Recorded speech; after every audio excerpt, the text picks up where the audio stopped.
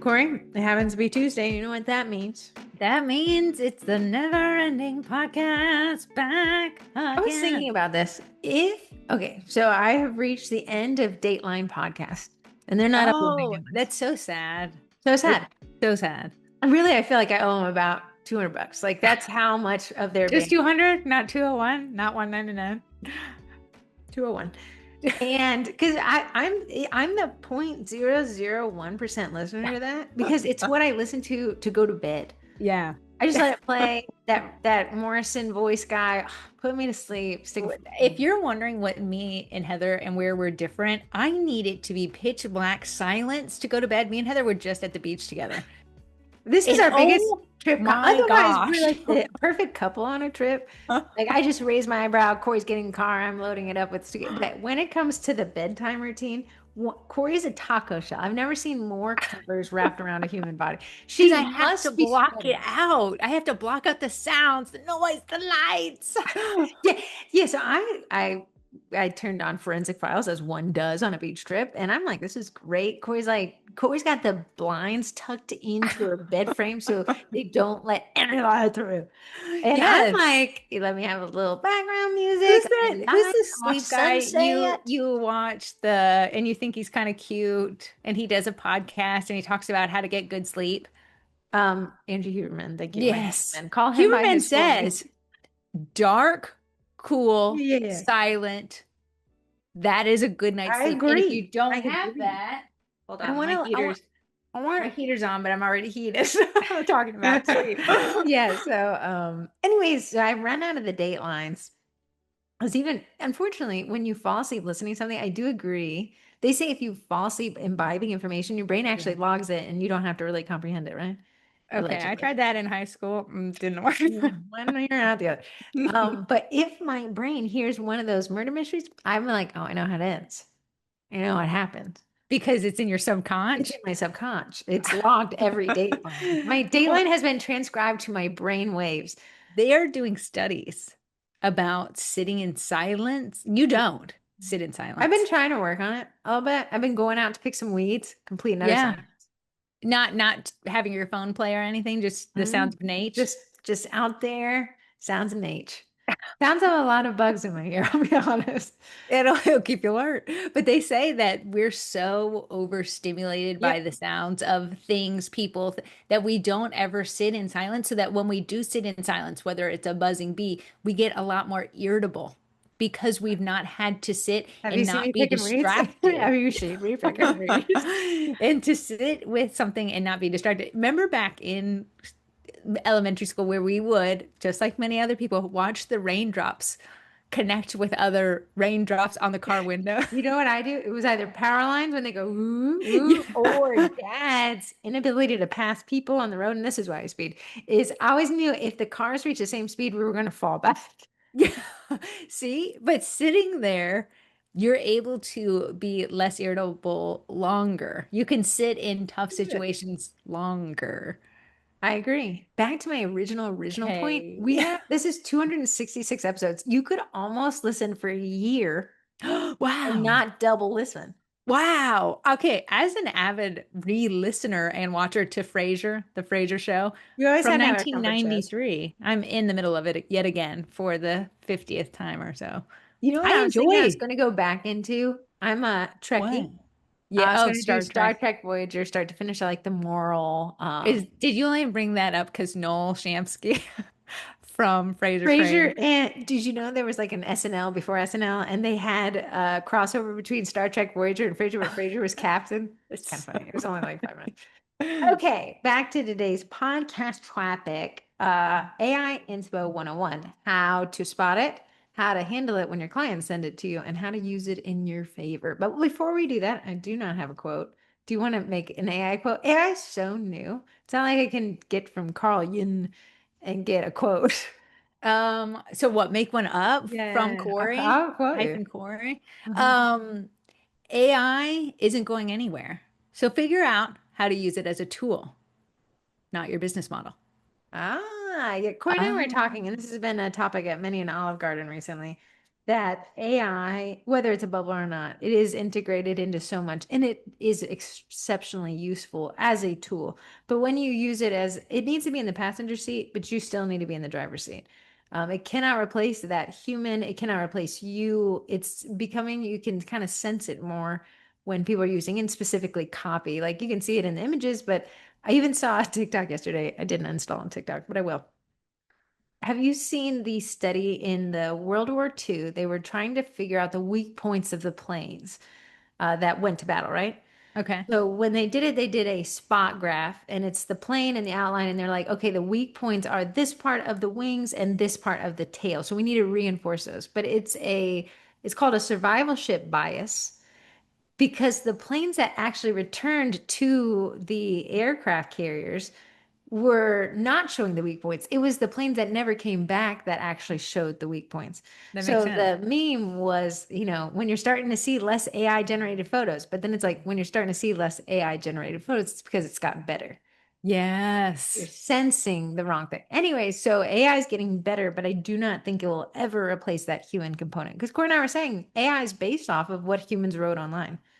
AI isn't generating anything new. It is always, and even if you put in an AI prompt, it says scanning the internet. It is pulling off of what people have done over the years and years that the internet has been around. Imagine if every website developer, everyone with a website has been constantly uploading blog posts, things like that, AI has so much to pull from because people have Mhm. literally been giving it so much research and data over these years, but it can only pull from something that's out there currently. It cannot make something new. Maybe it could strategize about an idea you have, but it's never going to be like, in this wackadoodle bronut, cronut, blondie that you've created will, be a huge seller because it's not existed before. Not that I'm supporting the diamond trade, but it can't be the diamond mine. It can be the sifter, though. It's a great way to sift through information quickly generated by Yes. other people. Yes. Yes. Yes. I Yes. told Corey this morning, people don't go to create websites and write incorrect content. It's the best of what they've got, and AI can pull from the best of what other people have. I actually pinged AI and I was like, how do I rank my website optimized for, and I thought AEO stood for artificial intelligence. It actually stands for answer. So it's like, yeah, AI is constantly pulling answers when people query questions. And it said AI will not pull from its own fluff content. It doesn't like that. It likes hard facts. So even there, we can't use AI to write our blog posts. We have to write them ourselves, and then AI can pull from them. So great, it's a tool. How can we use a tool? But before I get into that, this is a sugar cookie marketing group podcast called Baking It Down. So you do get the real twins. We're real currently. Maybe we'll be AI generated in the future. If you see a triplet, that's the AI one. Maybe I would like to go to bed with some podcast playing. You can take it. You can find all this information we talk about at sugarcookiemarketing.com. I just updated the website and try to keep it updated twice a month with what's coming, what's going, what you want to find, what you don't want to find, but I'm going to shove it down your throat. Anyways, and then you have Corey's quote, but what's coming? We have community groups boot camp. We have the CookieCon happy hour, which is actually tomorrow. Pipe your hobby, which you have to post, but it'll be our first limited collab. We'll talk about it in a minute. And the Summerween cookie class kit, which drops today. I know because I put a 10-hour workday yesterday on it. Way to go. Way to go. Jumping back into this topic that Corey's exceptionally passionate about. It's not passion. Here's the thing. AI will not be going anywhere. So to say that you hate AI, Don't if say you that to want, my stock investments. Oh, wait, say that to my stock yeah, investments. okay. Okay, question before we jump into this. Do you think AI is in a bubble or not? I think we are at the height of it, and then Then that's it a bubble.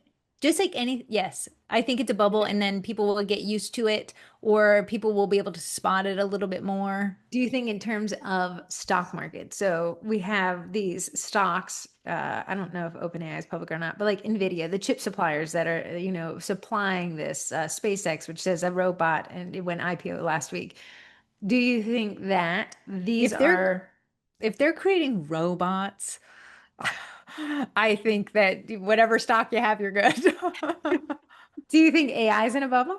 Should we I think divest? I don't think it's necessarily in this. I think the bubble is large. Right now, everything is using it. It's quite literally in every app, even in my video editing app. They're like, we updated more AI. Let's see. It's in Canva, Gmail. Canva, Gmail. It's in what's that one I used to play in my life?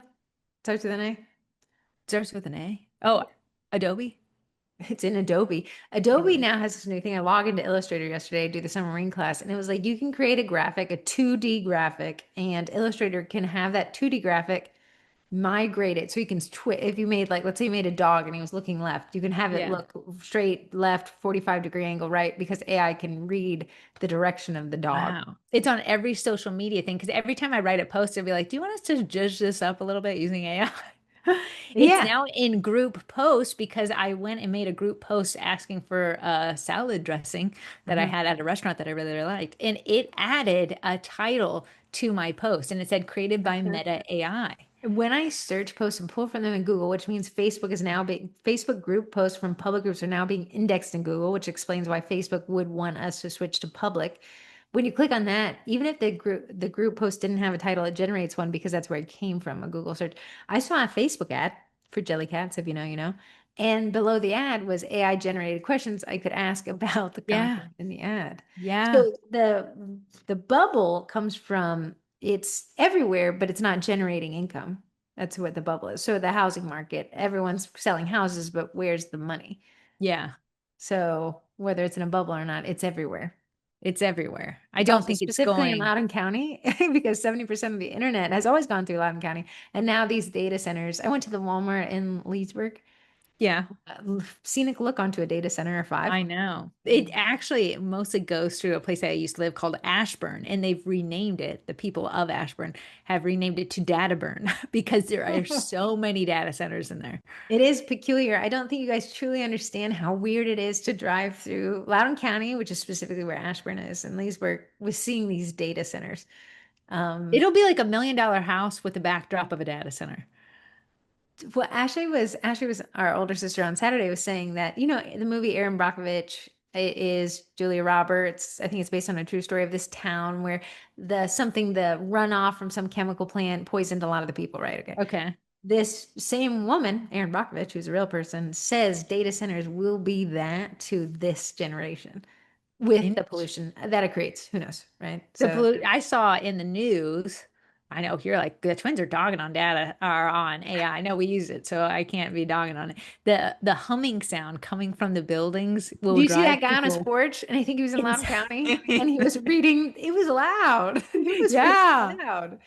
I even said to myself, like, what if I looked outside and they built a data center here in West Virginia, which Yeah, you'd apparently West be. Virginia is the next wild frontier for data centers. Yes. Whole I'm anti. surprised that it didn't go to West Virginia first with how much land you guys have.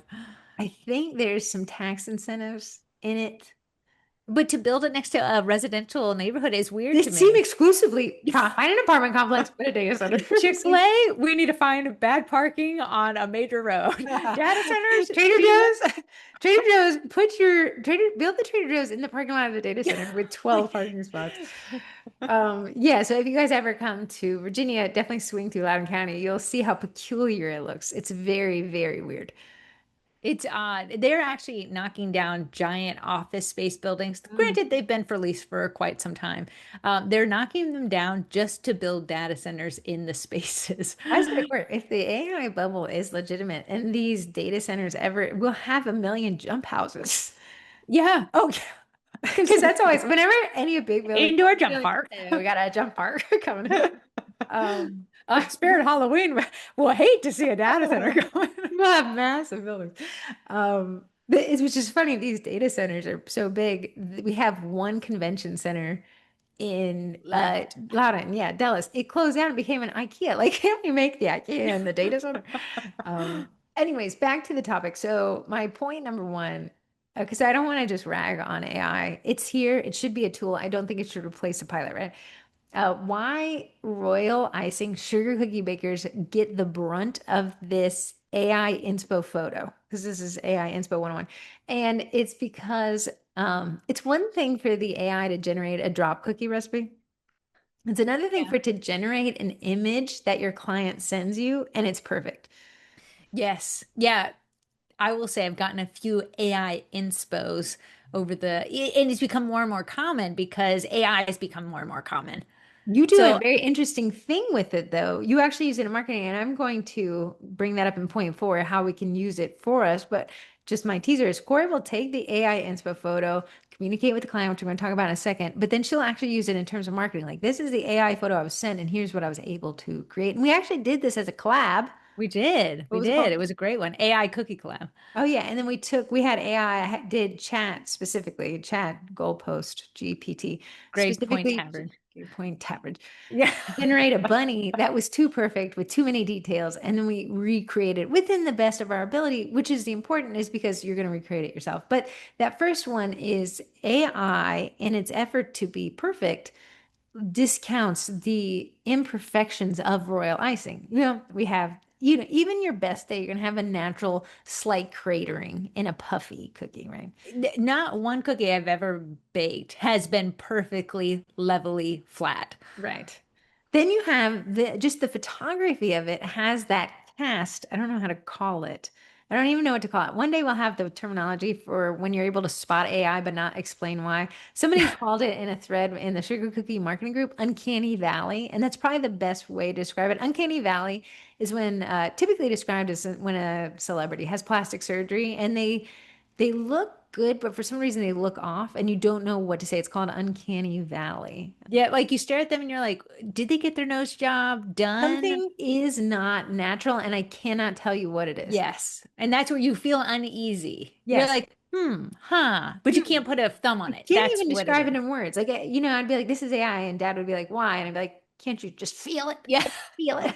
So, the thing about royal icing, and it's different from drop cookies, is that the royal icing generated by AI is so perfect.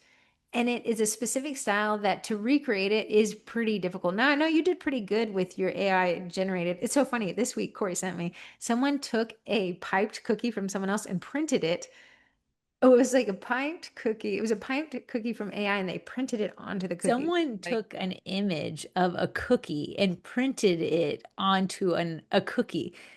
So it was like cookieception. Like it yeah. was two cookies in one. And I see a lot of people using AI generated images to print on the cookie, and they're just cutting out the whole expectation thing because it's exactly what the client sent you, minus the piped details, because it's just a Yeah. print. And Yeah. that's a whole business model that could actually work for somebody. So I'm not even ragging on that. But you have the people who are like, it's removing the art. I think it's removing the art and replacing it with strategy. Yeah, it for sure it requires less talent to print something than it does to pipe something. And I know. What, let me tell you, the people who appreciate hand piped, no AI, no Eddie printers, no big blue printers are still out there. I once had a client and she ordered very much last minute for 2 dozen soccer ball cookies. Okay, so I said to get these done in time, I'm going to have to print them. So I printed them and then I piped the kid's name on the top. She's like, wow, I really don't like prints, so never do that again. She So said there's, that, yeah. yeah, there's people Well, out don't be there. late. Don't order late, Yeah, sweetheart. yeah, you know what? She's never been late since. Great. So yeah, we have the clients who appreciate, and to me, I'd be the client. I'd probably go as far as I like the blend of the two. Give me a printed texture pipe on top of it.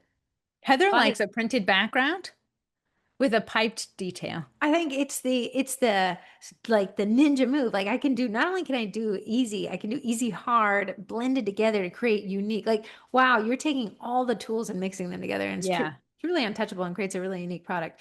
The problem with the AI generated inspo is when the client expects that to be reality, especially if it's not something you can directly recreate. I know we can get close, possibly. Sometimes we get in the same ball field, but sometimes we're playing two different sports when that generated image and what you can produce are too far off. Yes. Yeah. Um, Here's the thing. We can't be mad at our clients for sharing AI inspiration with us. It's being shoved down everybody's throats. Literally, when you log onto the internet, if you even search something, the first thing that pops up is what AI pulls from random websites. And below that now is like the maps and people's websites. So if AI is always being shoved down people's throats, they're eventually going to be like, okay, let me plug what I'm looking for into AI and send it to an actual baker. When we get offended at these people, that's when they're like, but it wasn't my fault. It's been shoved down my throat.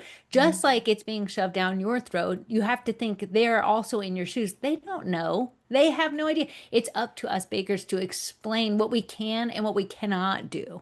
Now, let me ask you, and this is my point too. Would you educate your clients on how to spot AI generated images on Pinterest?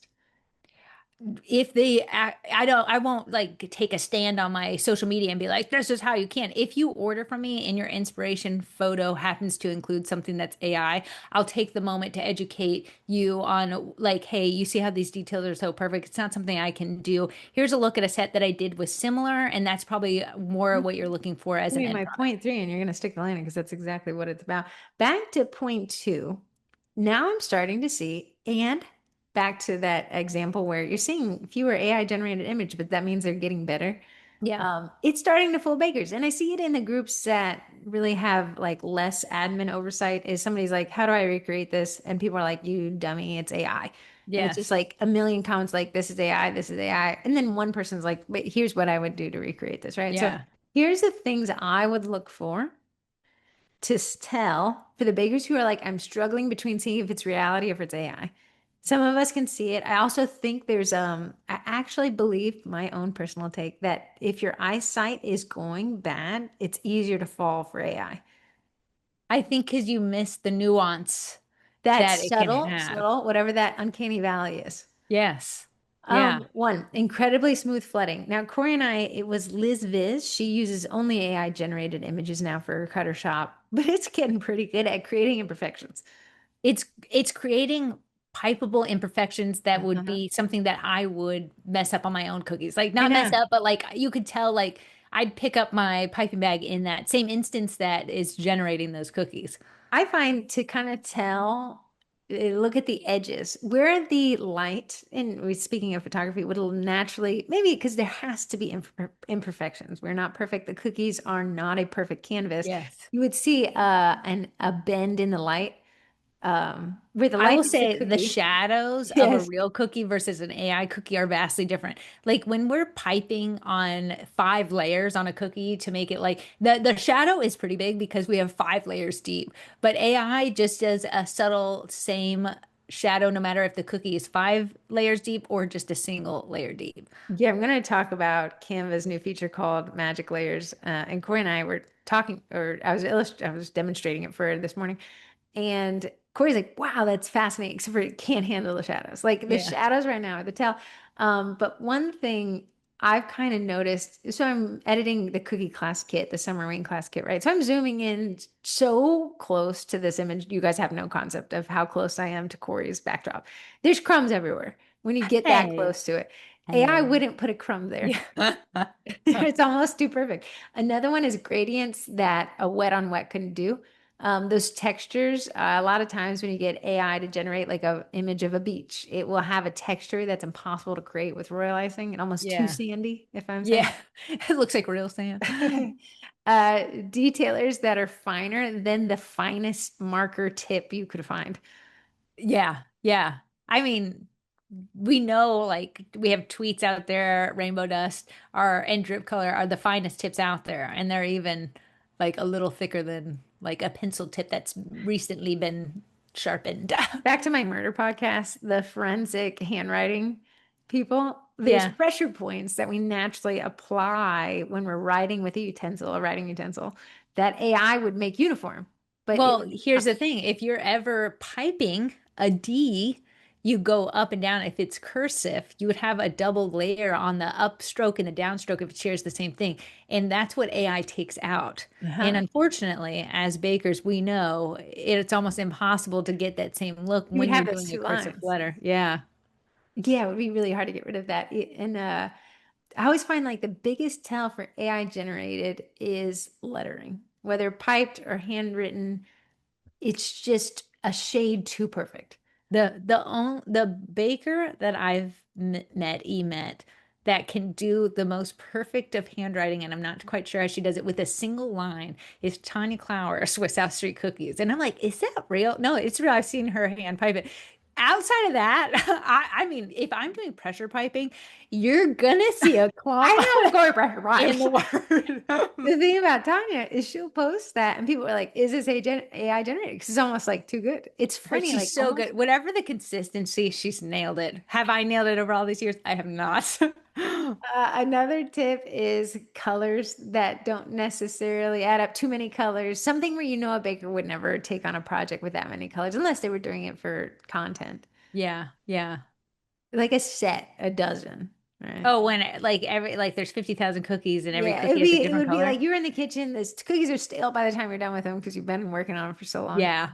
And then just perfect uniformity. Like I said, Corey has crumbs. There was Here's the something where thing, Pam was my hurting. dough spreads, unless you have like dough spreads, and you'll see a different in size. Like a circle cookie is never a perfect circle, but AI will take what's not perfect and make it perfect. And that's like, oh my goodness, that's a perfect circle with no icing. Like when you go around a circle with a piping bag and you can join those last two, there's usually a little clump of icing there. Yeah. And that's usually the seam. And I could say they started and ended there. AI will Uh-huh. remove that.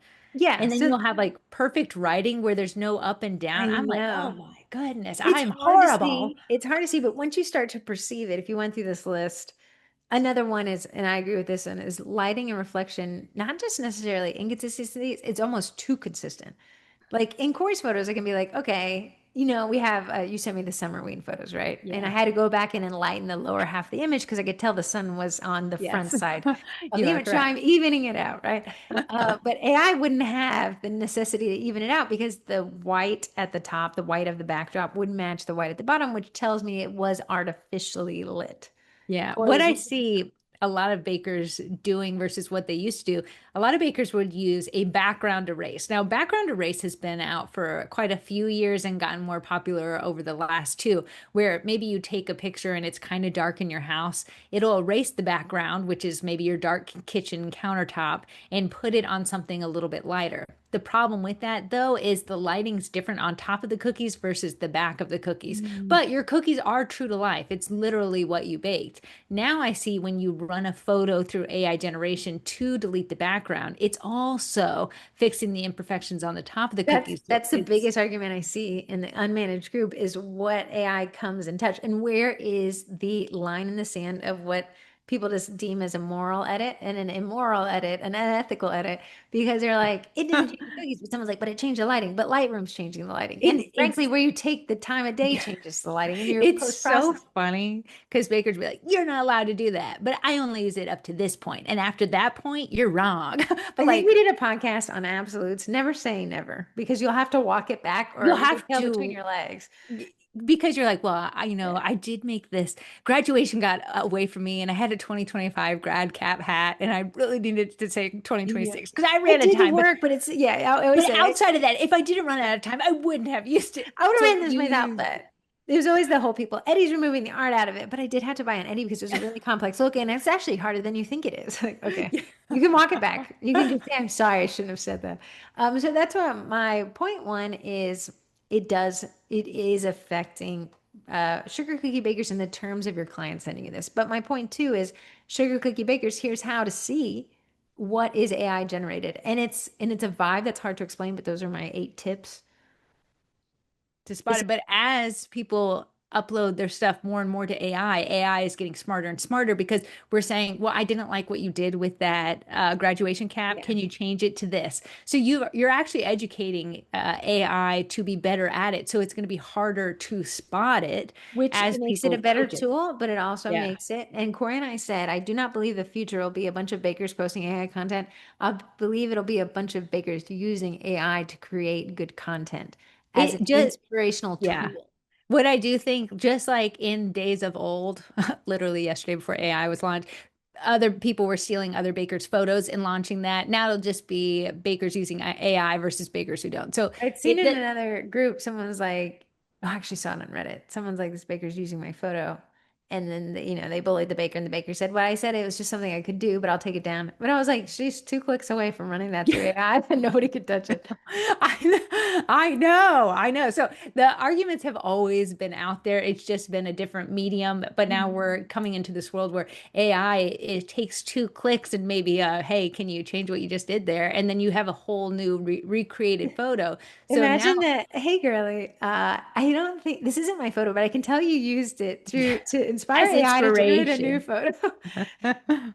Yeah. So Ridiculous. you can't be the AI police and a full-time cookie decorator. You gotta have to choose one or the other. Yeah. So back to kind of business. You could, like Corey said, you could be the AI police, and then you're not focusing on your business. And this is a business and a marketing podcast, and we're here to help you make more money. If you want to spend it policing other bakers, listen, they don't care. That's why they generated the image in the first place.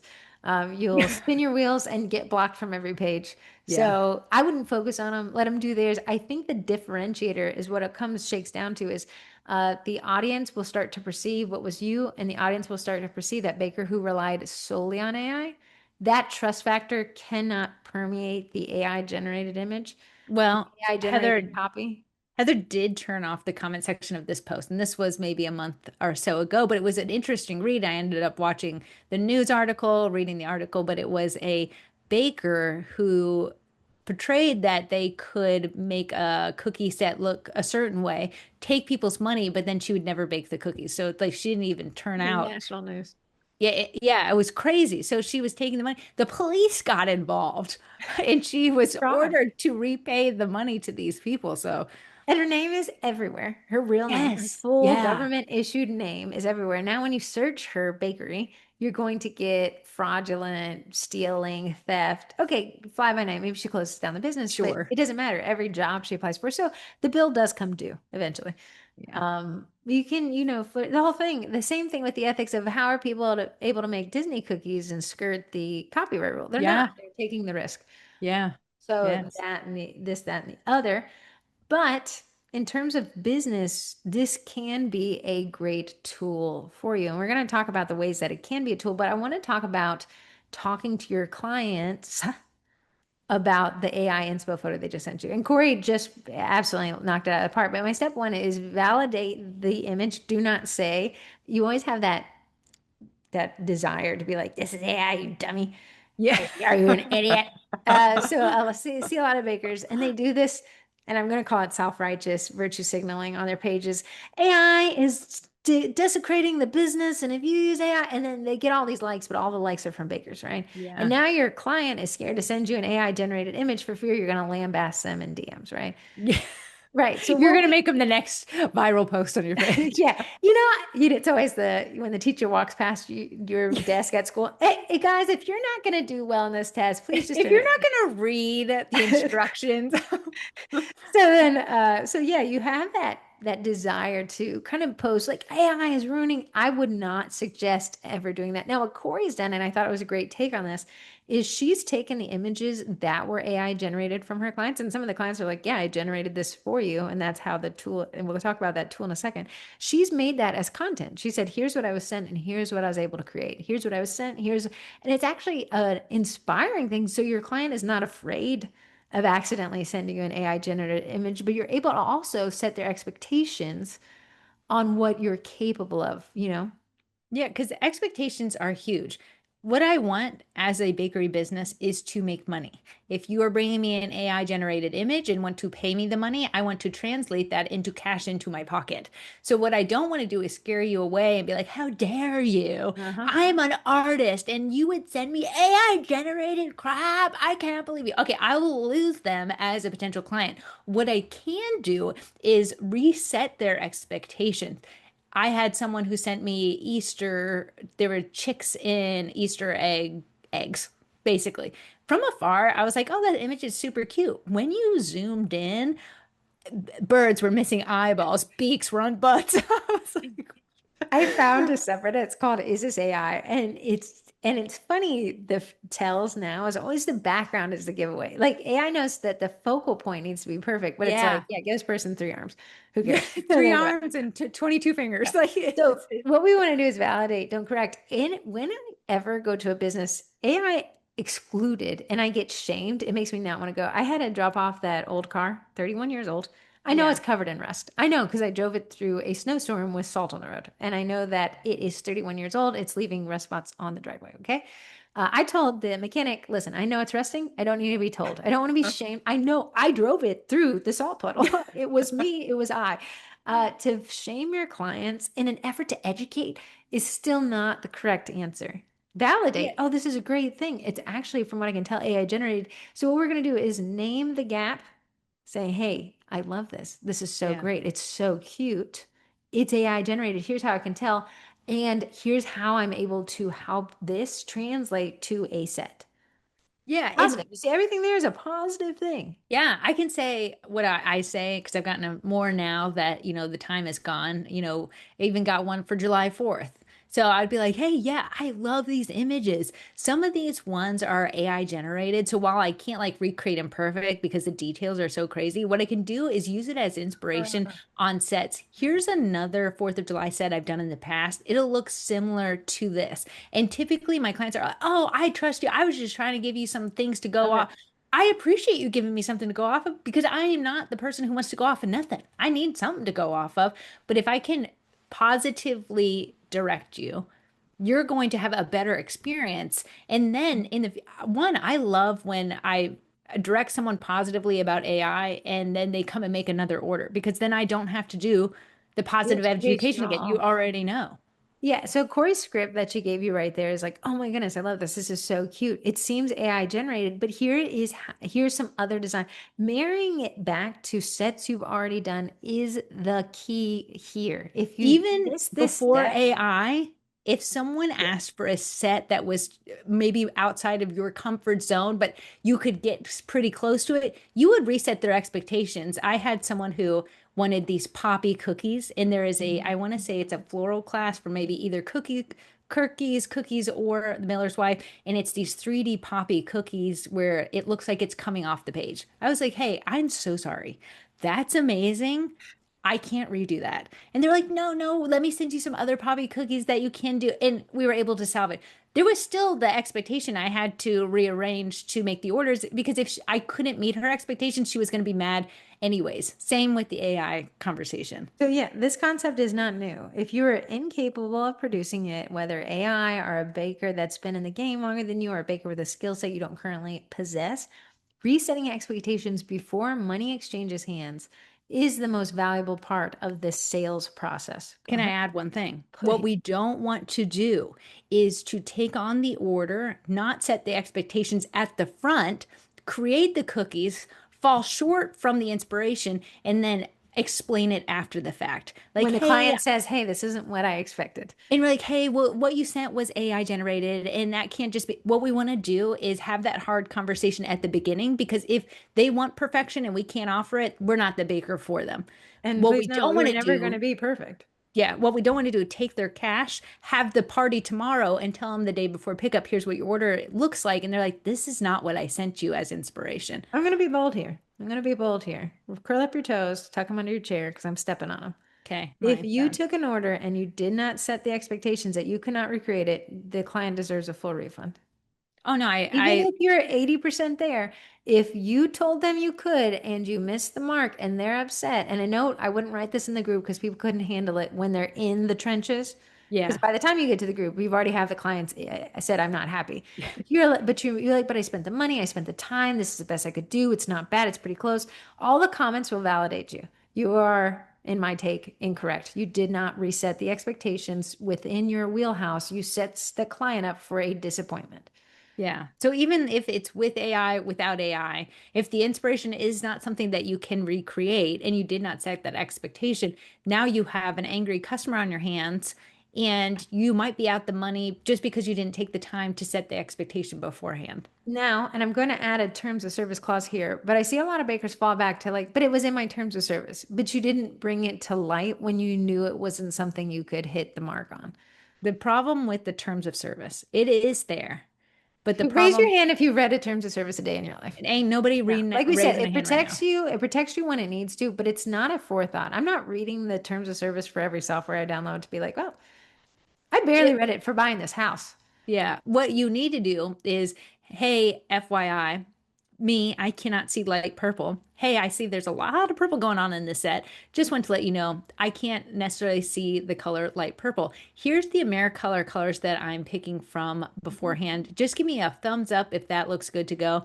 In my terms of service, it states that I'll get as close to the colors you need as possible. I am human though, and I will do my best to get close to those colors. Why people don't do that, bakers don't do that, is because they hate confrontation. They don't want to lose this sale. Yeah, But let me tell you yes. this. Gaining the sale, taking their money, leaving an upset client to drag you for the rest of their known days on planet Earth, through every group threads, through every DM you don't know is going, through every other baker they recommend is going to cost you far more than potentially losing the sale by setting expectations up front. Yeah. I will say in this time of social media, people dragging small businesses isn't as common as it used to be. And it's because they know that one, an admin might delete their post or something, but you don't know what people are saying in closed rooms about you. Definitely don't buy it. Like, oh, your kid's graduating. Oh, that's great. What are you going to do? We're going to have a party, ordering cake, custom. Don't buy from Exodus because she did not. We don't know those conversations. So you might be like, well, I've made some customers mad. I've never heard back. You may never seen it online, but no one's coming to ring your doorbell like, oh, Pam just said this about you yesterday. I went to a car show this Saturday hosted by the company. If you listen to all 266 episodes, a couple years ago, I took my car to a shop and they did me dirty. I went to their car show this weekend. I was Oh, talking to you somebody. supported them. That's so funny. I was talking to somebody and he was like, "Why are you here?" I said, "I'm infiltrating from the inside. I'll spread rumors from the ground floor." So We, here's my if final you tip. if Go you've ahead. listened to the 266 episodes, we have talked about a client of ours, a marketing client that had a lady who made it a life mission. And I've never seen like this, how she went out of her way to unrecommend somebody. So she never recommended the company she ended up using after she didn't like this construction company, but she went out of her way to unrecommend them in every single group on We Facebook. created profiles for them to unrecommend them. Yeah. We should write a book called Client Scorned. My final thing is I would add this. If the client sends you an AI generated image, I would add this not just to your clickable terms and service that lives on another website. I would add it to their order quote. If you're using QuickBooks or FreshBooks or something, you can Yeah. add those little disclaimers.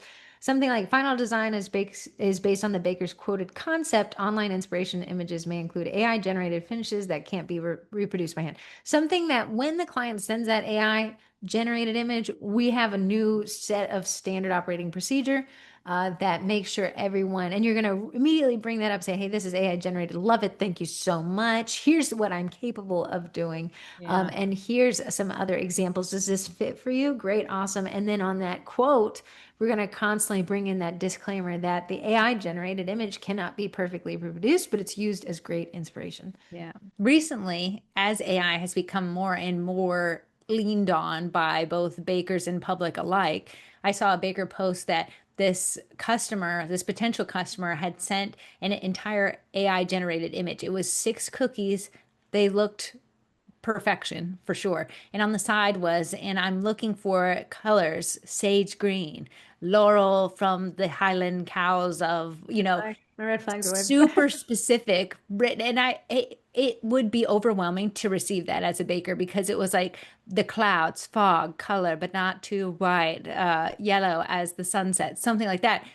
That would be overwhelming, but they just plugged something into AI. AI spit something out in probably 2 seconds, and they sent it to a bunch of bakers to see what bakers would quote. Like they're looking for a price, honestly. Uh-huh.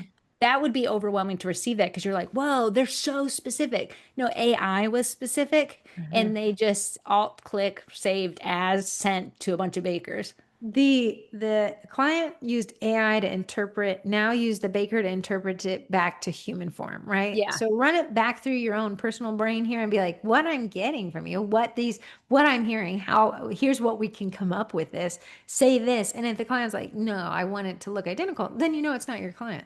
Yeah, it's not your client. That no one's her client. AI would be her client. So Mhm. you could reset the expectations. If I ended up looking at the cookies individually, they were attainable.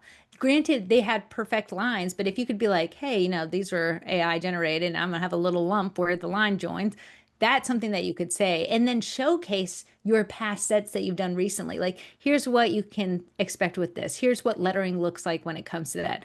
It is a little overwhelming to receive an AI image that's done up to the hilt and like there's like the perfect gold, painted gold, arch nemesis of mine, if you did not know. Because So why? A I lot of would, reflections, light yeah, reflections. a lot of reflection, sometimes not, sometimes patchy. Like that's my issue. You know, it's So true too. setting those expectations, and they might be like, you know what, I was looking for the perfect set. Hey, great. I'm so sorry I couldn't be the baker for you. Appreciate you giving me the opportunity to quote you, learn more about you. Hmm. Um, This is an admonishment for a very specific subset of bakers, when you use AI to judge your photos and your cookies, you're creating an unrealistic expectation for your clients now.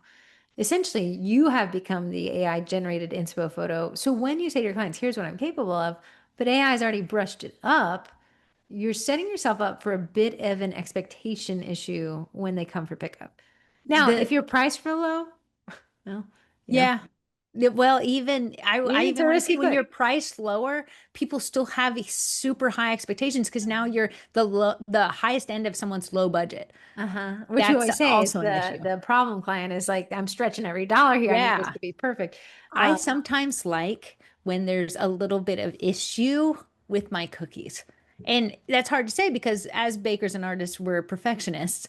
But when I can say, like, the D in this one is a little bit bigger than the D in the other cookie, or this one shaped a little bit different than this one shaped, or you can see where my icing separated just a tinge in this one, that shows the imperfections that I truly can attain every single time. Corey If and I it's were saying, perfect, like, yeah, AI generated copy specifically. It's a harder tell because it's not a visual, but yeah.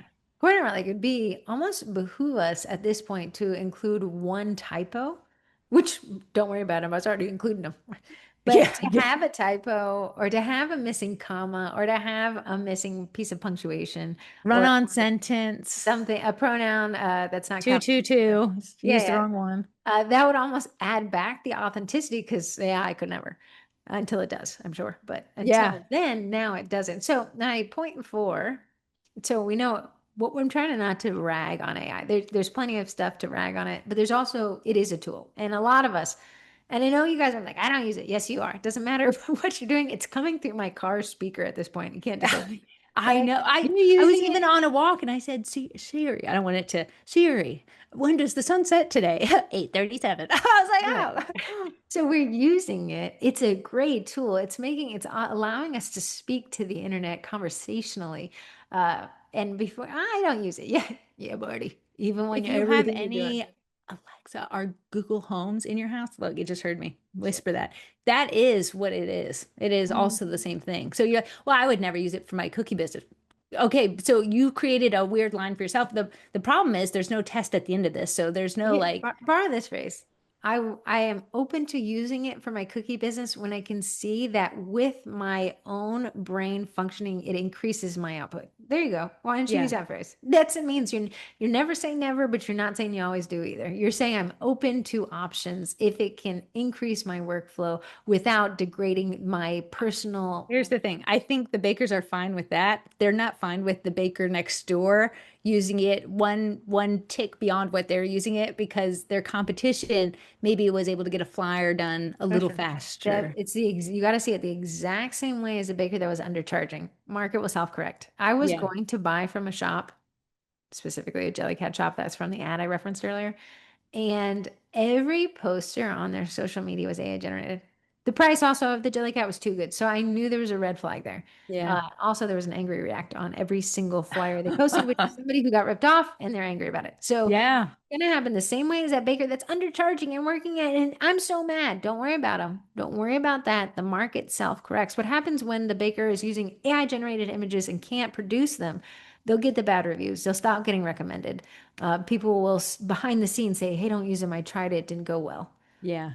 Yeah. Or they'll find a target demographic who's like, they're a lot cheaper because half of their marketing or all of their marketing is AI generated. And I'm happy with a cheaper subpar product that fits for me. That's the economies of scale of that gas station in Burke. It's not, Yeah. it's a disgusting gas station. It's cheaper than everyone else. It always has a line. But the guy that works there is really sad. And there's, there's a lot of car And accidents. he's on the verge of burnout. That's Yeah. how the So market corrects because you can be using AI 100% to make all your pre-sale samples. People are going to buy because maybe they don't know, their eyesight's going bad. Heather hasn't diagnosed them with their cataracts yet. oh, And no. they're going to buy from there. But they're priced lower. The thing doesn't look exactly like it does because it's impossible to pipe that. It's going to work out. It's a long con workout. It's not going to be shuttered overnight, where they're, but it's going to be that a customer shows up, they don't like it. They dispute the charge, Huh. through their credit card. They drag you in a public group, which we'll get into Yeah. the gossip column in a second. What I'm going to say though is you'll see a lot of bakers wake up from their yili slumber for December cookie Yeah. money era, right? They'll wake up and they'll be like, I'll just get AI generated. Don't drive yourself crazy caring about it. Put your peaky blinders on. There's a podcast on putting your blinders on and just Yeah. focus on what you're doing. What you're doing is working. That's why you're still in, it's still working. We have the seasonal bakers who come and go. Don't worry. As fast as they come is as fast as they'll go because it is a lot of work to build a sustainable, authentic, long-term business. And AI can be used and should be, bold take, should be used as a tool, but it cannot replace the human element. And Corey and I were talking, one of the biggest ways that AI cannot replace you is through video. It can't. It cannot right at this point. I was actually, there was so funny that you bring that up. I was on TikTok as one does, and this gorgeous lady was on there doing like a little TikTok dance. And I could spot right away that it was an AI generated lady, but she did look slightly real. But when she opened her mouth, her teeth moved in a way unnatural to teeth Uncanny move. Valley. So I went to her account. Guess how many followers this AI account had? Tons. 177,000 followers. The comments, you're so beautiful. Drop your makeup routine. A makeup routine? Yeah, It's an AI I prompt. saw this one and this girl and she looked just sad and she was overweight and her skin and she had under eye bags and the caption was before you get rid of him and then the music got and it was like Yes. after she got divorced and the girl had lost all the weight. She looked so great. And I was like, wow. Wow, go girl. I clicked on the comment section and it's people are like, this is so frustrating. You can't see this is AI. And I was like, oh my goodness. Oh my goodness, I didn't see it. Click to the profile. It's selling a fitness course. It only was started a couple weeks ago and had generated all these followers from this content. Imagine you buy the course and you're unhappy with it. It is so frustrating. Yeah. It will correct itself. The thing is people buy from those they know, like, and trust. So your little quirks, your my forehead wrinkles that form here when it's a hard set, my quirky voice, that's what makes me different. I'm imperfect. AI likes perfection. So AI would not be able to recreate me because it would need to fix a lot of things. Do you know what AI doesn't like? Flyaway hairs. So It this does is not like this them. is part of the branding. Look at it. Look at an AI You don't generated get hair. these for free, friend. These are Listen, hand this broken. breakage was from sleeping real hard And after hard. broken. There's no silk pillowcase around. But that's what makes you different than AI. So you are Heather is correct. As we get to the Super Bowl season and bakers who don't bake all the time and they just open up their bakeries for December, you are going to see an onslaught of AI generated images and then saying, I have DIY kits. DIY kits really hard for even me to spot when it comes to AI because it's just a bag of icing and they're going to get sales. What you don't want to do is close down your business because someone made one or two sales in December because They it's don't, yeah. discouraging. They're making spending money. They're not making business money.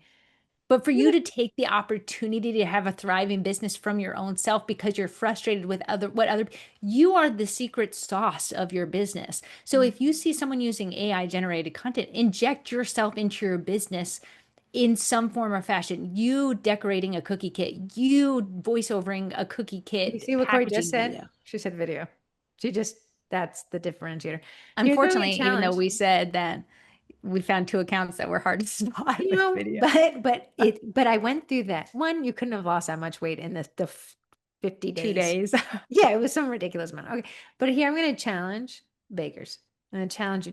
Don't fall prey to this. It means you're in the wrong headspace.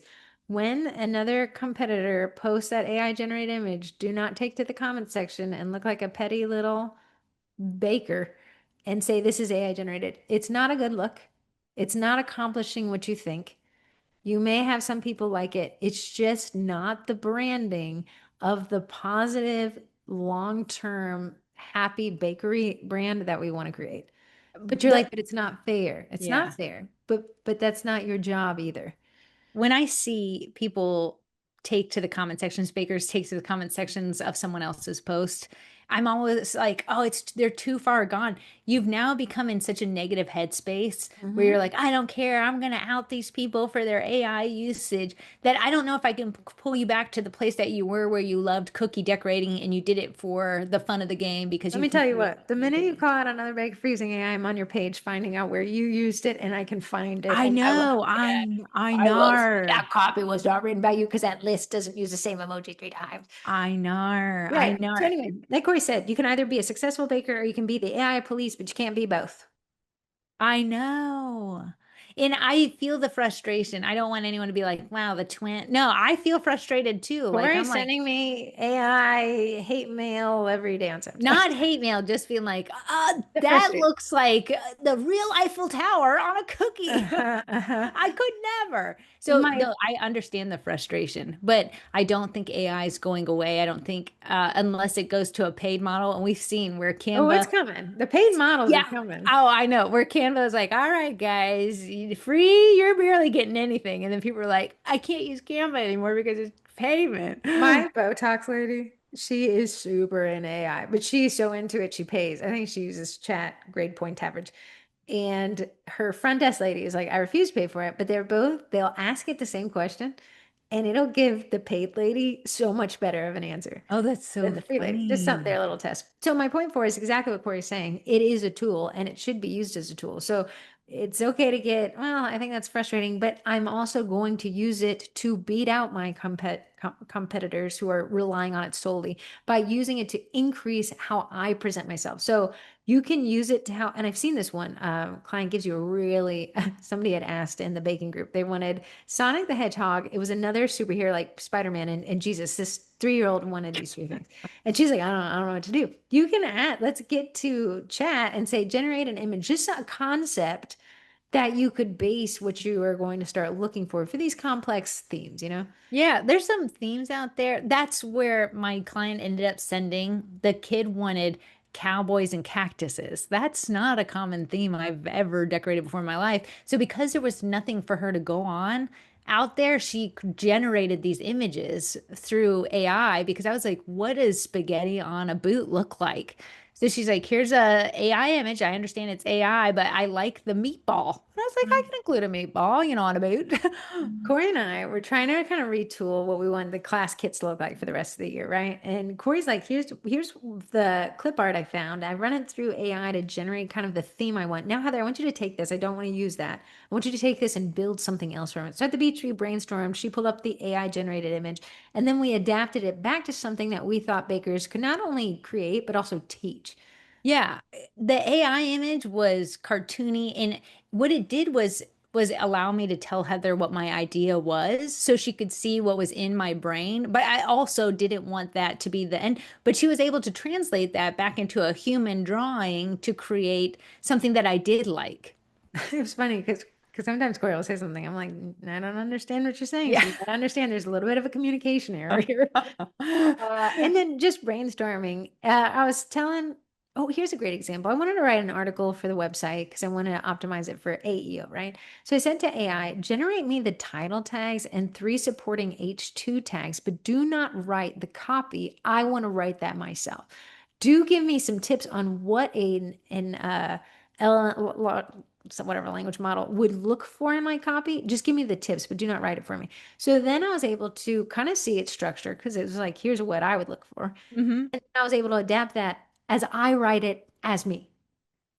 I used it. I like these ideas of how you can use it in your business. I needed to do a dough making day. That's where I really need to stock my fridge because I need it there to pull from as I get the orders. I needed to make like 10 batches of dough to restock the fridge. That's how many batches I was down. I was able to type my recipe into AI and say, I'm getting ready to head into Giant, which is a grocery store up here. Tell me what I need. So it says you need 12 packs of 4 sticks of butter. And that was super helpful.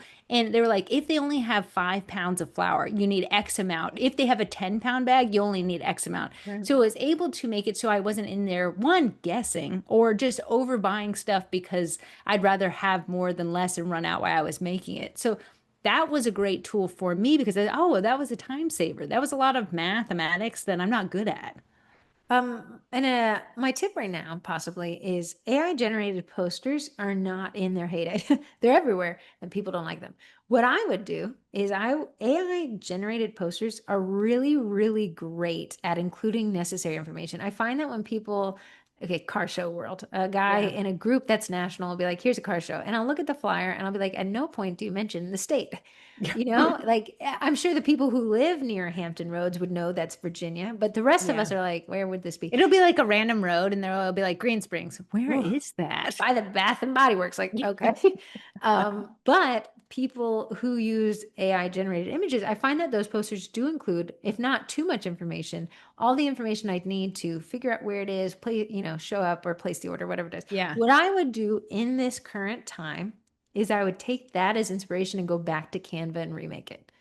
Yeah, yeah. And then one it will be able to spot the thing like, oh yeah, not everyone knows where that Bath and Body Works was. Or oh yeah, I forgot to put our handle. Or oh, I missed the time. Like I've seen people like totally like didn't even put the time and date. And it's because we're doing a million things. So what AI can do is help you notice the things that you're missing, but it's not the end all be. It's not where we land, it's where we jump off at. I see a big offender on flyers, specifically AI generated, is too much information.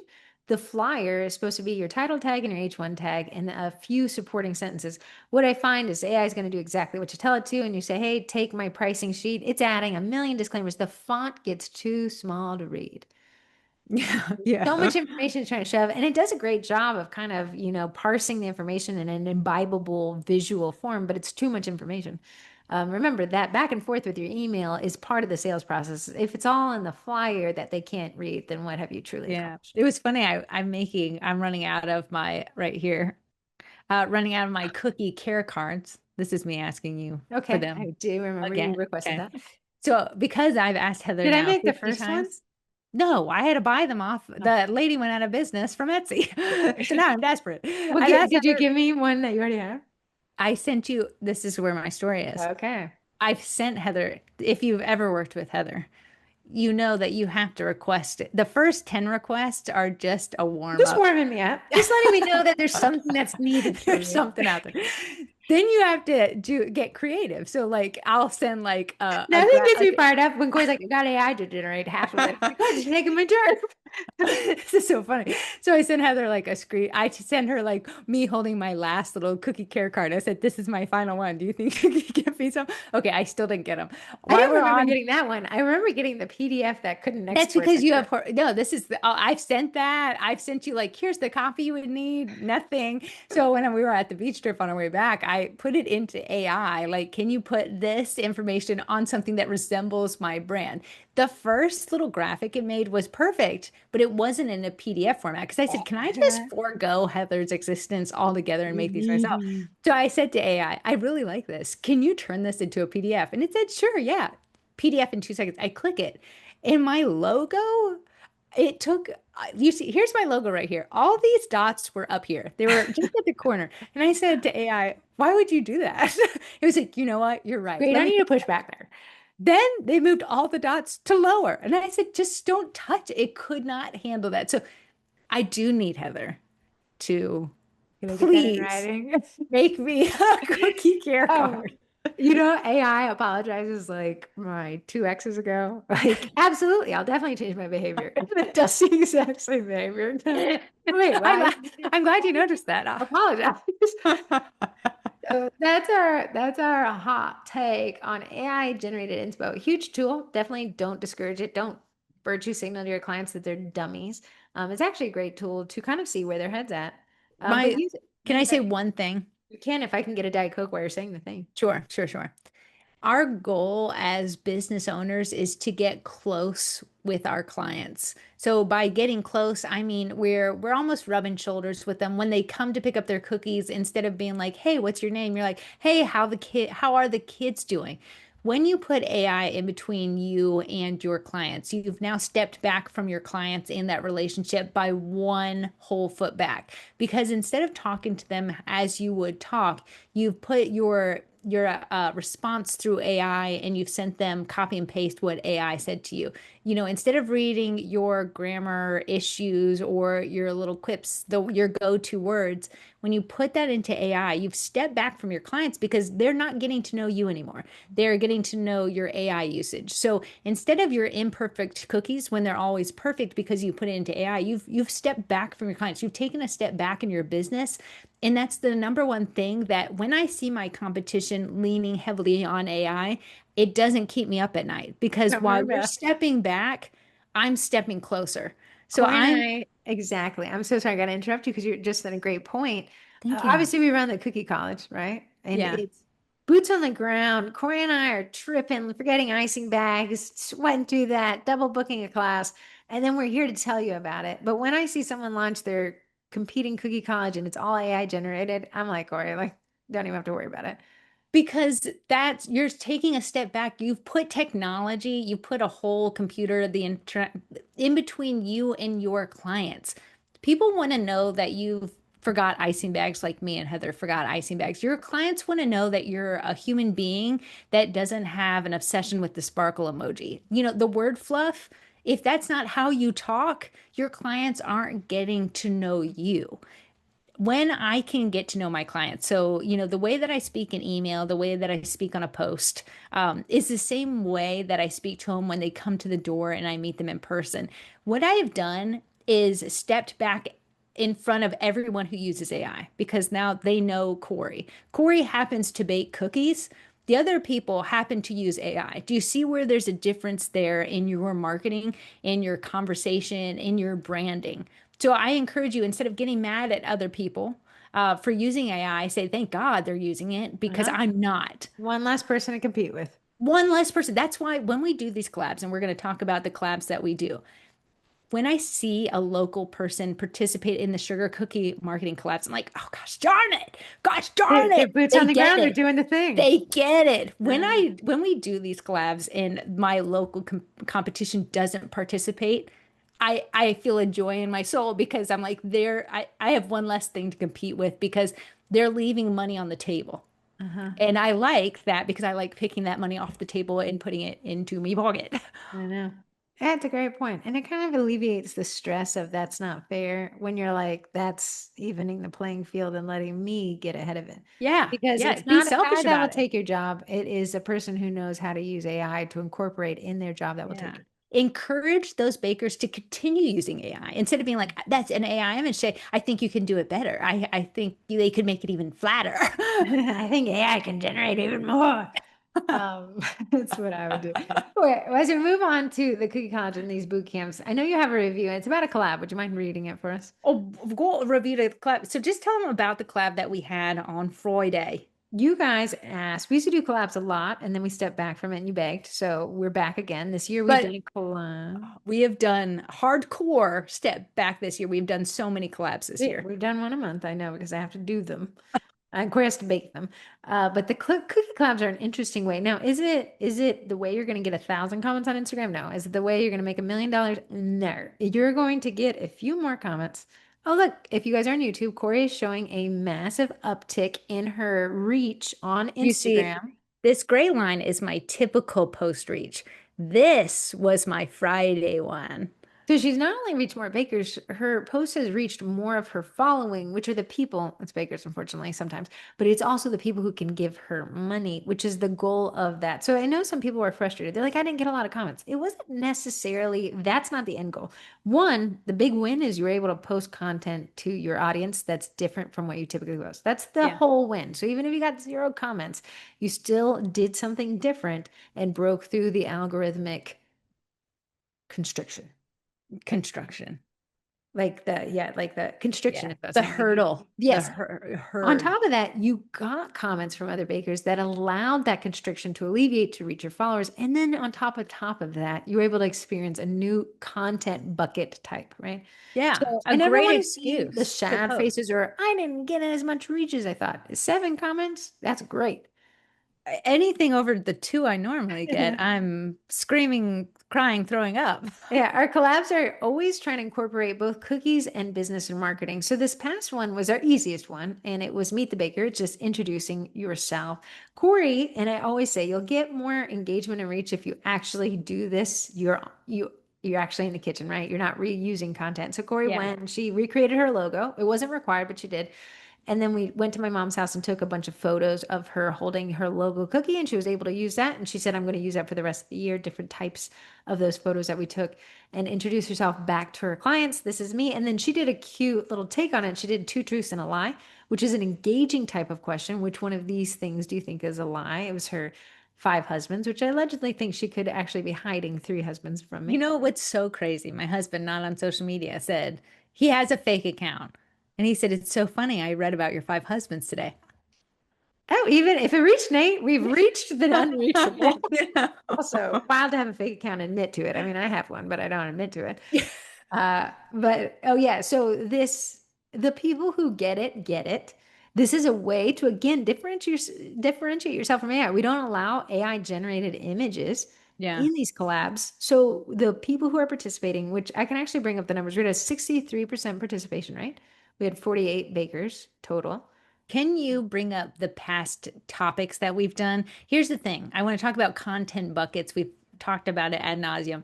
Content buckets are great, but the AI are the collabs that we do are a great excuse to post something you wouldn't normally post. That's why I enjoy them so much because I was never going to go out of my way and cookie an AI Easter bunny into a cookie that I made myself, but it was a great excuse to do it. And now I can use that in my marketing moving forward. When someone sends me an AI generated image, I can actually showcase, hey, this is a bunny that I've made that you can see the difference, the subtle differences, the nuances of what I can do and what I can't do. But the excuse to use these in your marketing pocket has been amazing. So we did meet the baker on Friday, which is always a heavy hitter. A lot of people showed up to that one. The one before, what was the one we did before? I'll tell you right now, we did. I'm just going to read through these real quick and then we Okay, can get yeah. back into this. Meet the Baker, Main Street May, Pipe Park, AI Oh My, which is actually what we referenced this time. Love Reviews, Blind Baker. We also did Main Street last year. We always do Main Street. Cookie My Logo. We did we did a lot of meet. We did another Meet the Baker last year. Um, we did the blind Pipe a pumpkin. pumpkin, yeah, yeah. Then we did just the pumpkin one, right? So Piper Pumpkin Yeah. Reels collab. And then I'm back into 2024 when a lot of people are teaching Facebook Lives. Cookie collab, snack a lantern. Oh, that's what we call it. It's Oh, hilarious. yeah, that was fun. Cookie collab, sugar my state. That was a fun one. Oh, And that was a fun one. I like that one. we did cookie collab. Good night. We've been doing Meet the Baker every year ever That since. one's always going to be a big one, and I encourage everyone to do that in their business regardless. Now I'm all the way back to 2023, which is when we did a lot of these, but a lot of people were teaching Facebook Lives back then, so it's endless.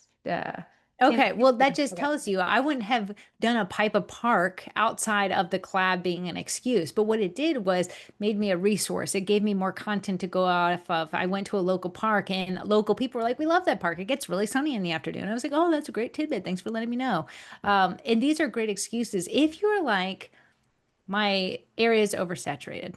Mhm. I don't know what, I'm not having any orders. I don't know what to bake. I don't know what to post. These are excuses for you too. Believe me, if you do not do the collabs, I'm happy about that because I'm doing them and I don't want competition in my local area. So please don't do them. But if you were asking, how can I get more sales? This is how. So Laura actually made a post on Friday after we did the collab, and she said, "Shout out to the twins for another great collab. This is my third. Thank you. I'm so pleased I participated. We are slap bang in the middle of redoing our floors in our entire house. Our kitchen has been ripped out over the week. We have no stove, hopefully next week, and really living in a mess." Think washing, piling up, cooking in the living room area off a small hot plate, washing dishes in the garden kind of vibes. I had pre-baked my cookies in preparation for the collab, but I only iced them the day before. Then yesterday morning, had to get my son to help me with the photos in time for the collab. In the middle of the collab, we had to drive about 30 minutes to his football practice. Multitasking really is a thing. I still managed to create a great post, comment and interact with some really wonderful and interesting fellow bakers. I mean, how awesome we get to interact with so many amazing people around the world. If you don't think you have time for a collab, please rethink that decision. These are so much fun and you really do get so much interaction for them. I love interacting with everyone. It's so great to practice how you'd interact with your clients. And I made it happen this time around despite the chaos that's been my life lately. And I'm so happy that I did.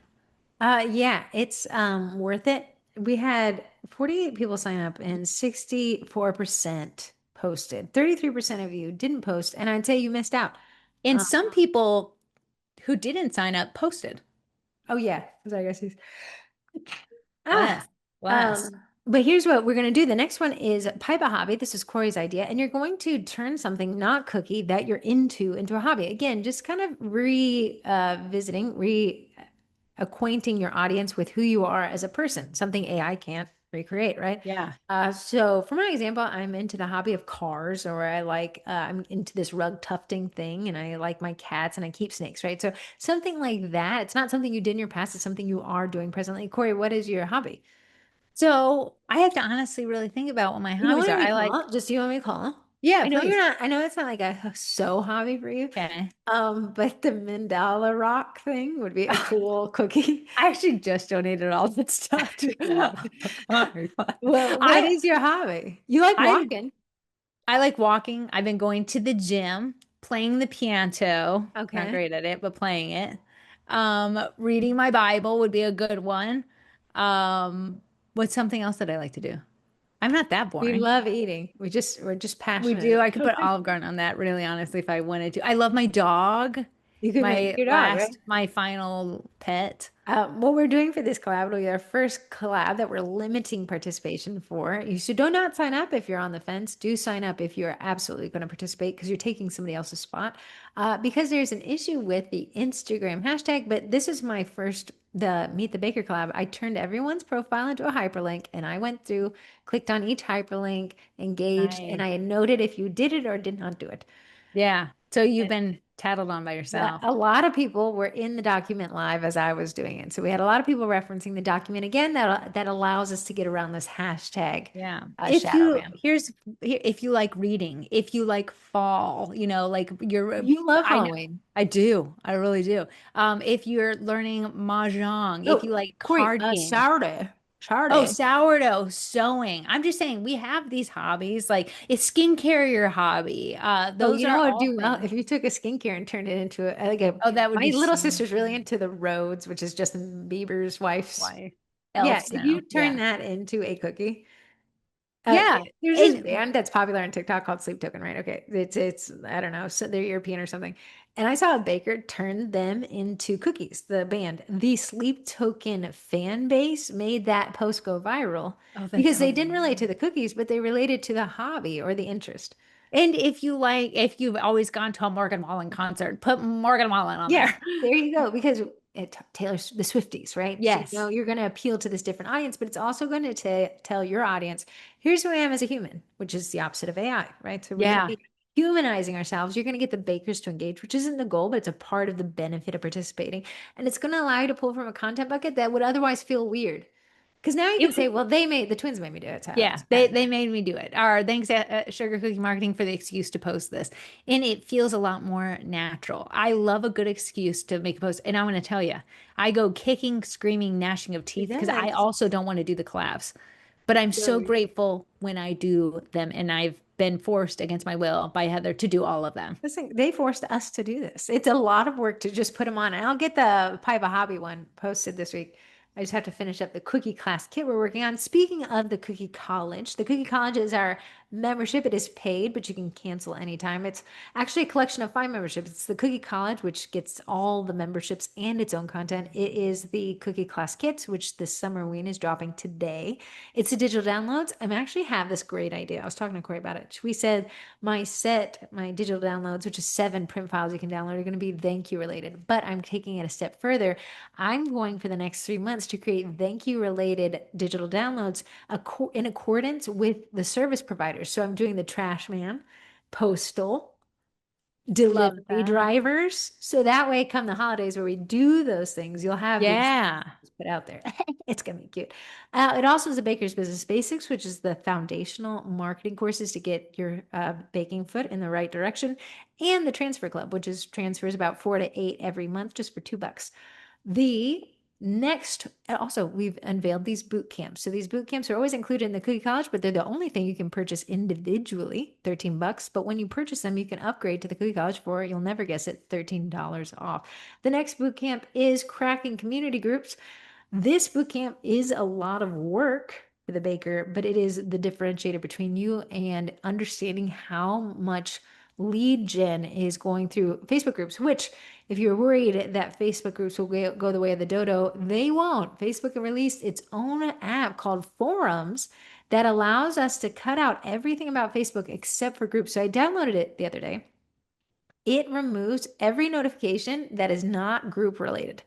Yeah, so you're not going to get your cousin uncle's child, Jimmy, it's turning 2, post, but you're going to see that so and so posted in the foodies group looking for a custom baker. A foodies group that I joined. So what I think is super interesting about it is when I talk to people, I met a car guy the other day, said I'm not on Facebook. I don't want to know what my high school reunion's up to. He can be on Facebook with no friends and be included in the groups and only access that aspect of Facebook. I think it's a real Craigslist killer myself, you know? It's a Craigslist scare. The thing about it, that's why Facebook really was pushing groups to go public Uh-huh. because there's this beta portion of it where you're like, I'm going to Virginia Beach and I don't know. And then you can type in Virginia Beach and it will actually pull from the groups posts about Virginia Beach, good or bad. I went to this restaurant, I hated it. Or I went to this one, you got to try this. Even with private groups, and now has what do you call it when it sucks them into that preview? Private groups. It always is saying your post is Oh, featured as the yeah. group Featured content. featured content. So even the inside of a private group can be featured externally. Granted, it's anonymous. Same with the anonymous posting nicknames. Groups aren't going anywhere. So using groups to grow your business, when I ever take the poll, what is your number one lead source? By and large, hand over fist, toe over feet, it's a community group. So that's why we do want to focus on that. I think people will kind of sleep on the topic. I think you're missing out because it's work. Coriana has made me run her community group for what, 3 or 4 years? 4 years now. Ridiculous. But yeah, we've kind of really been able to test some strategies in there, see what works, see what doesn't, see what works from the admin's perspective, what we want to see as admins, what we hate to see as admins. How to stay on an admin's good side because Uh-huh. what you don't want is this lead source to be taken away from you because once it's taken away, it's really hard to get it back. And next to impossible. Corey and I, in her group, the policy is once you're banned, there's no walking it back. Because Yeah. it's not my job to read the rules for you. So that's going to be the strategy. Our past boot camps, which you can actually still purchase, is in-person cookie classes, food photography that sells, pre-sales start to finish, 3D printing cookie cutters, cookie video basics, which we talked about videos just now, and it will be coming community groups in July, and August will be Procreate, designing sets in Procreate Nice. Nice. iPad app. Nice. You can learn more about all that and sign up at thecookiecollege.com/boot camp. And if you want to purchase those past boot camps, you can go to thecookiecollege.com/boot camps, plural. Brings up the category page to get those last guys. Going to the gossip column, again, I'm pulling from stuff I've seen in a group. If you want to submit to the gossip column, just go to sugarcookiemarketing.com, scroll down a bit to the podcast section. You'll see a hyperlink right there. This anonymous posting is the death of groups. I hate anonymous posting. In the groups now, specifically the women only local groups, it's anonymous arguing with nicknames. Nobody's real. And now the point, the nickname's like DM me, and someone's like, we can't DM you. And she's like, message me. And we're like, we can't even see who you are. It's ridiculous. So I was on the ground floor, this lady, I mean, it's a lady because it's a women's group, but it was an anonymous penguin 556 or whatever post. She was like, here's my side, here's my email, and the email I received back. It was this hybrid coffee shop, plant shop. So you could go get a coffee, buy a plant, and like sit and stuff. And the plants, apparently, one was mislabeled. It was a pepper, a mislabeled pepper. It was the wrong type of pepper. This woman bought the pepper, plants the pepper, grows the pepper, and it's not the pepper she wants. So she's upset because she spent her veggie garden so important to her, and she's so angry that she's grown this incorrect veggie. So she takes, and she actually does not post her side. of the emails. We only see the business owner's full name, full last name, full email address. The business owner says, well, I know you said you'll never come back to shop with us again. However, I will honor that refund should you ever come back. So, this lady has already taken to the keyboard, right? She's Yes. taken and she is then the business owner wasn't placating her. She was like, I find this email from you very disappointing since we've had this long-term relationship that you would get this rude to the staff here when what was likely a mistake made by another customer switching the labels around is enough to send you. So this anonymous penguin takes to a private group of 35,000 people and writes, I'll never go to this. Am I wrong? Am I wrong? Look at what they said to me. It was so, I'm the first person to see this because I should be working and I'm not. And I write, listen, what Well, you're happens, writing as Anon yourself. frankly, is my fake profile, but I hate anonymous. I hate nicknames. So as my fake profile, which is the same thing, I know, hot kettle black, right? I say, listen, this should have been handled privately. And it was actually handled privately. You were angry. You emailed the business, and the business offered you recourse, a full refund, when you actually said you'd never shop there again. You'd never be back. But what's going to happen is you're going to take these small businesses that are fighting for margin, drag them in a group of 35,000, trying to find an army of anonymous internet users to go and leave them a bad review, because that was the intention. Yeah. And you're going to be left with the Walmart Garden Center. And as an avid shopper of the Walmart Garden Center, good luck finding help. You'll never find anybody at the Walmart Garden Center. You will I would be be, going into the Walmart Garden Center knowing the tags were switched. yeah, you'd say it is a surprise plan. You'll have no idea what going on. And I said, but you can't make strangers play judge, jury, and executioner when we don't know the rapport you had. We don't specifically know the poster's side. And then everyone started, dogpiling against OP, saying you need to delete this. Well, OP did it, delete it within 9 minutes. But that's not fair. The anonymous penguin, we'll never know who it was, got to escape unscathed when she wasn't able to get her internet army around her. And while the business, public name, first name, last name, email address, location, name of the business, publicly dragged with no ability to defend themselves, no I do ability to want to say provide the other side of the story.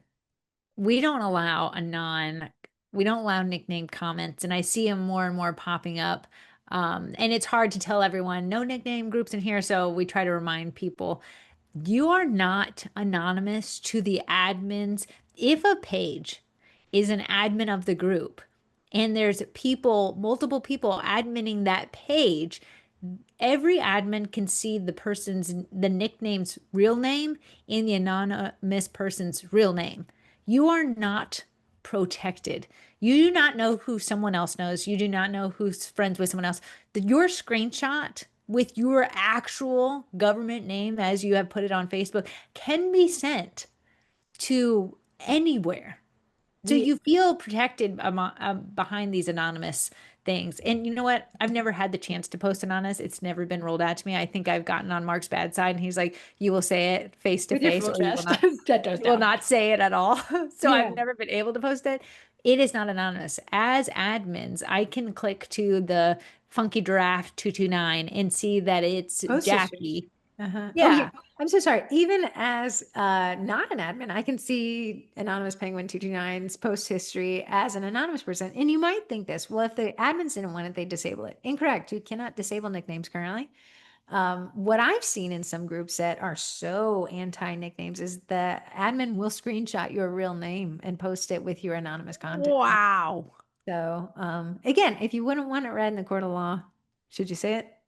Yeah. So if you think that it might not get back to the business that you lambasted the donut shop for having too few sprinkles, it could absolutely get back there. And what you What I don't want, worry, what I worry is that the baker sees another baker make a post, right? The yeah. baker switches to nickname and then Yes. acts as a client or trying to be like that. This is AI generated. And then it reveals that you weren't a customer. You were actually the competition trying to drag your competitor. It's just a bad look. What's so funny is I posted like on a sales day in a group or something, and an anonymous person said, "Is this your actual work?" And I said, "Yes, it is." Good pay to know who it was. And the person was like, "Oh, just curious because some bakers have stolen my work." So you're a You're a baker. baker. You're a baker. And you did that in a wild, wild work. So that's my thing is, there are places where if you're upset and you're allowed to be upset with a business, that you can take that out. And that's a Google business profile reviews. You can leave recommendations on Facebook.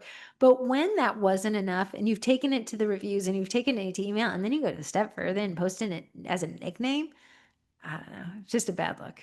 Yeah. Yeah. And it's never private. That would be the thing that would scare me is that I've taken all this time to build this little bakery business. And one comment about, my plant being wrong is the thing that tears it down and they had nothing connected to each other. There's this, I always say, you never know how crazy somebody is online, You right? So you don't. can cross the wrong person who makes it their life mission to either make your life hell, but what's that movie with Gerard Butler? And she It honks at him in the yeah. traffic. Is it road rage? Yes. And he just says, my new life's mission is to make this, to torture this woman. So, Yeah. you think words are words, but words cut deep, and you just don't know who you're crossing that's in a bad spot. Yeah. Yeah. Is it ever that big a deal? If they're offering a refund, just take the refund. I'm big on like, if I was wronged and you're offering me my money back, that's all I really need. Yeah, I I'll don't know. never mention your name. I'll never recommend you, but I just want my money back and let me go my separate way. Where did this like concept of like, okay, it was a misplaced seed. Okay, that's really Yeah. what the infraction was. Why does the misplaced seed need to have this business of 5 years shut down? What where that's not the crime and the It's not punishment don't it. match. In my local community group, this was a couple years ago. Like I'm literally going through a cancer treatment and I have this woman and this man blowing up my DMs.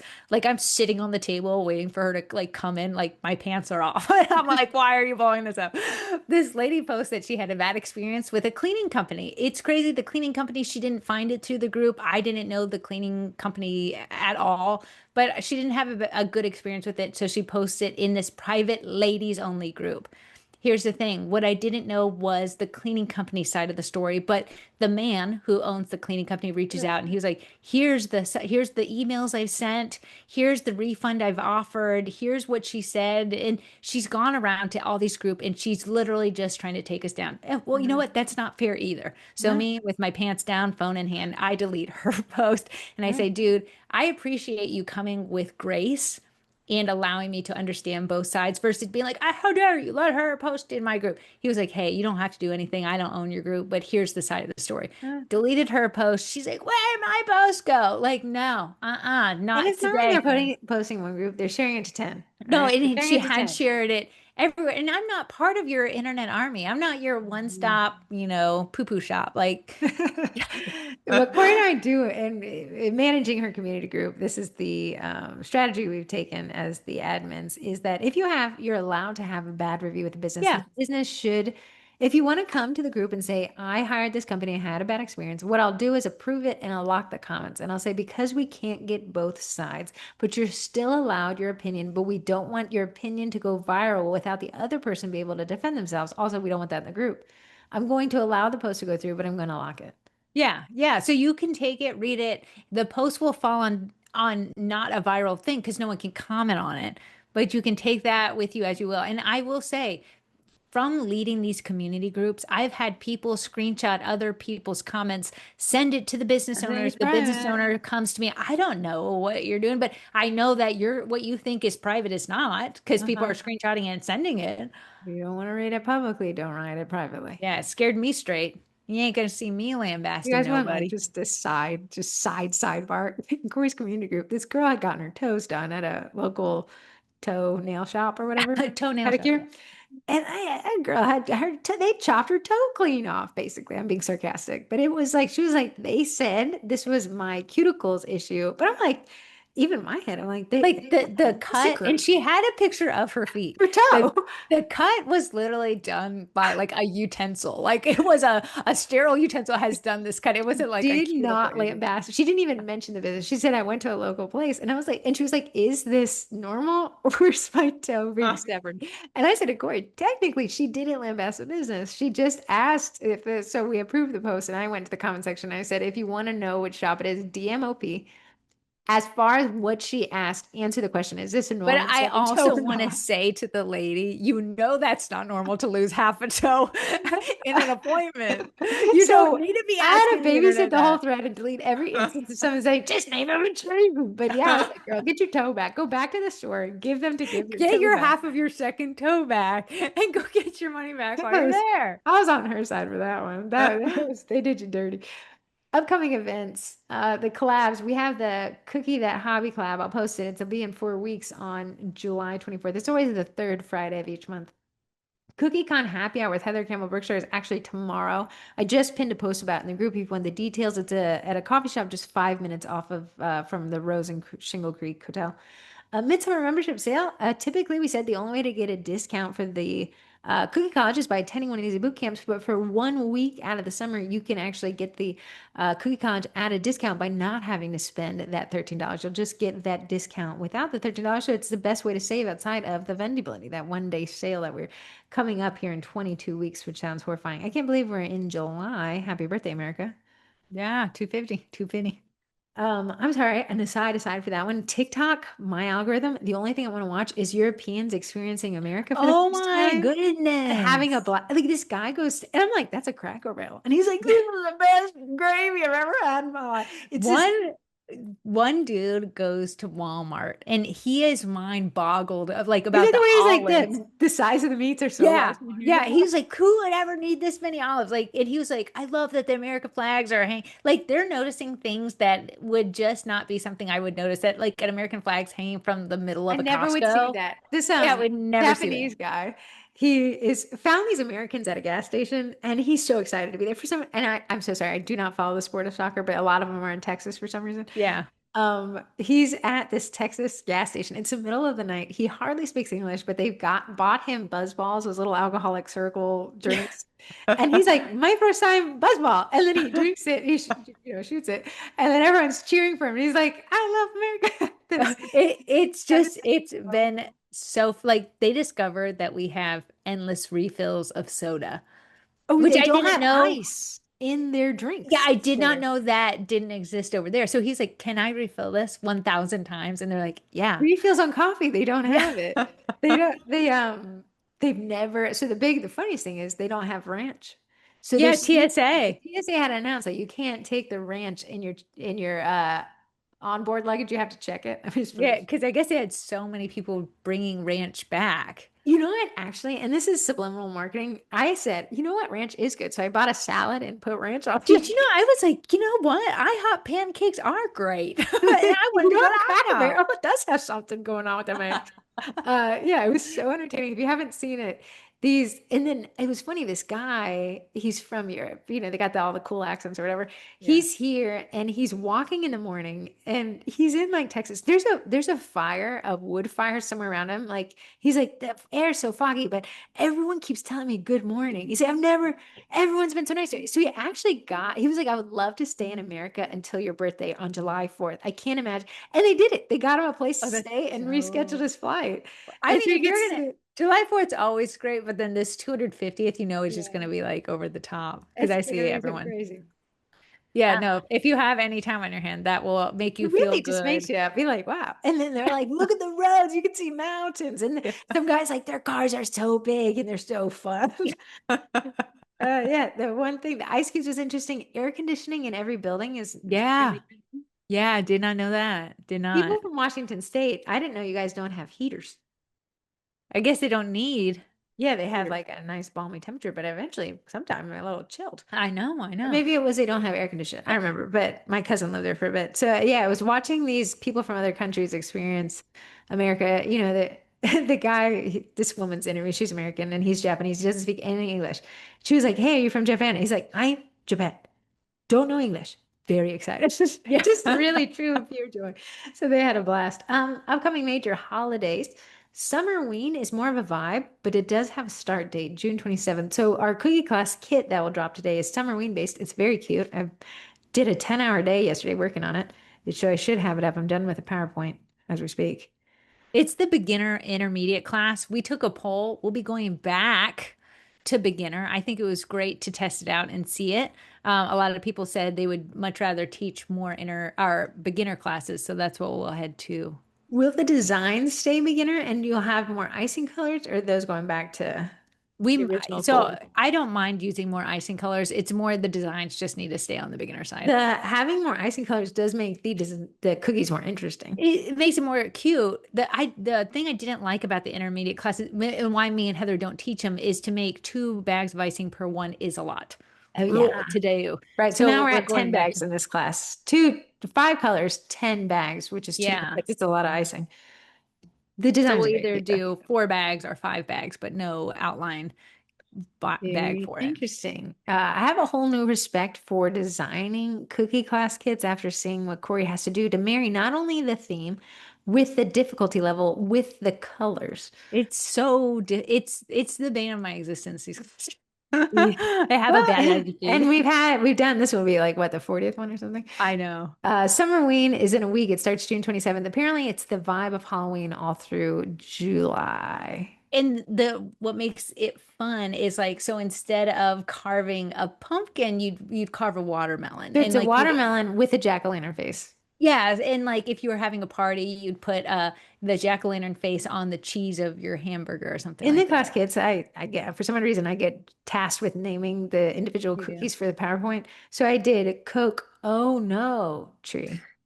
Coconut tree. Yeah, I Heather's really did good at that. Ghost Host, the ghost that's eating the Oh, there you go. Yeah, hosting that. What did you do for the ice cream skeleton or the skeleton ice cream. Easy, right? It's right ice there. cream? Ah, you saw it right Man, there, I was girl. right there. I had typed something real dumb, and then I was like, "It's right. It's ice cream." It's right there, you What idiot. was your other design? I'll tell you what I came up with. We did the ice cream. We have the Unfortunately for the ghost. watermelon, I did jack-o'-melon. He was just That was it. And then you have the flamingo skeleton I floating said skeleton. ghoul. Shoot. Let me tell you, it was really funny. Ghoul shoot. I love it. Right there. Creative and amazing. I'll tell you right now, I just got to pull it up real quick. Let us see the June class PowerPoint. The class kits give you everything you need to teach an in-person cookie class. Someone just wrote yesterday and they were like, this is my first time teaching a class kit. And oh my goodness, everything is already done for you. Okay, so I did Coke, oh no, tree, because it's got a ghost, it's got ghost Ghost coconuts. coconut. Ice cream, jack-o'-melon, ghoul floaty instead of pool floaty. That was Surfing grasping at spider straws. and the snacking spirit. That's what I moved him to. Because he's a spirit and he's eating a watermelon. He's eating a watermelon. The ST me about, oh, I'm so sorry. It's 4th of July is in 2 weeks. Happy birthday, America. You're 250 years old. National Sugar Cookie Day is also in 2 weeks on July 9th. Not sure what we're going to do with that. Just want you guys to know it's a easy post to make at least. Me too. Back to school, we have a big lull through the rest of July and August, and back to school is in about 9 weeks, which is kind of horrifying to say. And then Labor Day is in 11 weeks. STL me about it segment. You can text into 571-556-5644 for your chance to get a month of Cookie Design Lab, which has unveiled a new feature. You'll see a new button when you're logged in. Click it and it will give you a link to share your design. Anyone can use a link to download the STL and matching image, no login required. If someone supplies their email address, they can edit and download the STL and image, but they won't be able to save it since the libraries are a paid feature. If someone is a subscriber, they can also save the cutter and any changes to the libraries. Please check it out. While previously our terms of service had not allowed the sales of files created in Cookie Design Lab, we're now rolling it out to support people that want to sell their cutter files. It adds values to those selling and buying files since the buyers can make any size and change they want, which is nice. So typically you'd go to a shop, buy the STL file, Yeah. but now you can actually buy the working file. Then you can download the STL. So when you download an STL file, it's locked. This is what it is, right? You can Yes. resize it, but it's gonna morph the side, the cut walls and Yeah. stuff. So it doesn't work very good. This one, she's actually allowing you to sell the project file. With the project file, you can then make sizing changes. You can Nice. change the logo, the wall logo. You can change the cut handle. You can flip it, reverse it. We've also added some new tutorials to walk people through the various features we've added in the last 6 to 12 months. So that's cookiedesignlab.com. Code TWINS saves you 15% off. Corey, we have quite a few texts. And we have text from last week I did not bring in. So of the text from this week, 1, 2, 3, 4. Who's the winner? Two. Two, hi twins. This is 802 area code. What should my business email be? My first name is my business name. It's sarahsbusiness.com as an example. So Sarah is her name. Should my email be hello at sarahsbusiness.com or something else? I'm one of the only employees, so nobody's checking in that email, but little old me. Thank you. I do exactly that, Sarah. I do my catch-all, which is my support email is always hello at. I find it conversational. I find it easy to remember, and it's not so weird as Heather at heather.com, right? Because that feels like my name's Heather and I'm Heather and you can get me at heather.com. I do hello at, and that's also the same email I publish on the website. Now, because my business does not have my name in it, I have personal emails, personal business emails. Corey will be Corey at, I'll be Heather at, but our catch-all will be hello at. Yeah. Since you're the only person, you could do hello at. And then if you're using Google Workspace, which is what we use, you can create something called an alias, which is free to make. So you can have up to 10 aliases per email address, so mine is Heather at, but I also have Vendy at. That way, when Yeah. people email the Vendy Blendy, it still comes to me. I can still get it in my inbox without having to pay more. And with that, I can also create some rules within my inbox Yeah. to manage those emails. For our marketing clients that we've had, what we tell them, we suggest is doing something broad. Not that you're going to plan on selling Sarah's bakery shop, but you never know. You might go viral, your shop might grow, you might open a brick and mortar. In the option to sell down the road, you want the option to be able to give that email address with them. If your name's Sarah and you sell it to a Corey, I'd be like, well, my name isn't Sarah. And people are going to confuse it. If it's just a broad hello at Sarah's bakery, it's a little bit easier if you're thinking down the road if you wanted to sell it. Keep in mind, your email address will be scraped and you will get so much spam, especially So with much AI spam. generating a lot of these emails. So my hello ats, we do for every project we do, we always do hello at. Those hello ats are just pummeled with spam. I have to clean them out. Most of it's essentially the spam you get in the mailbox, just digital.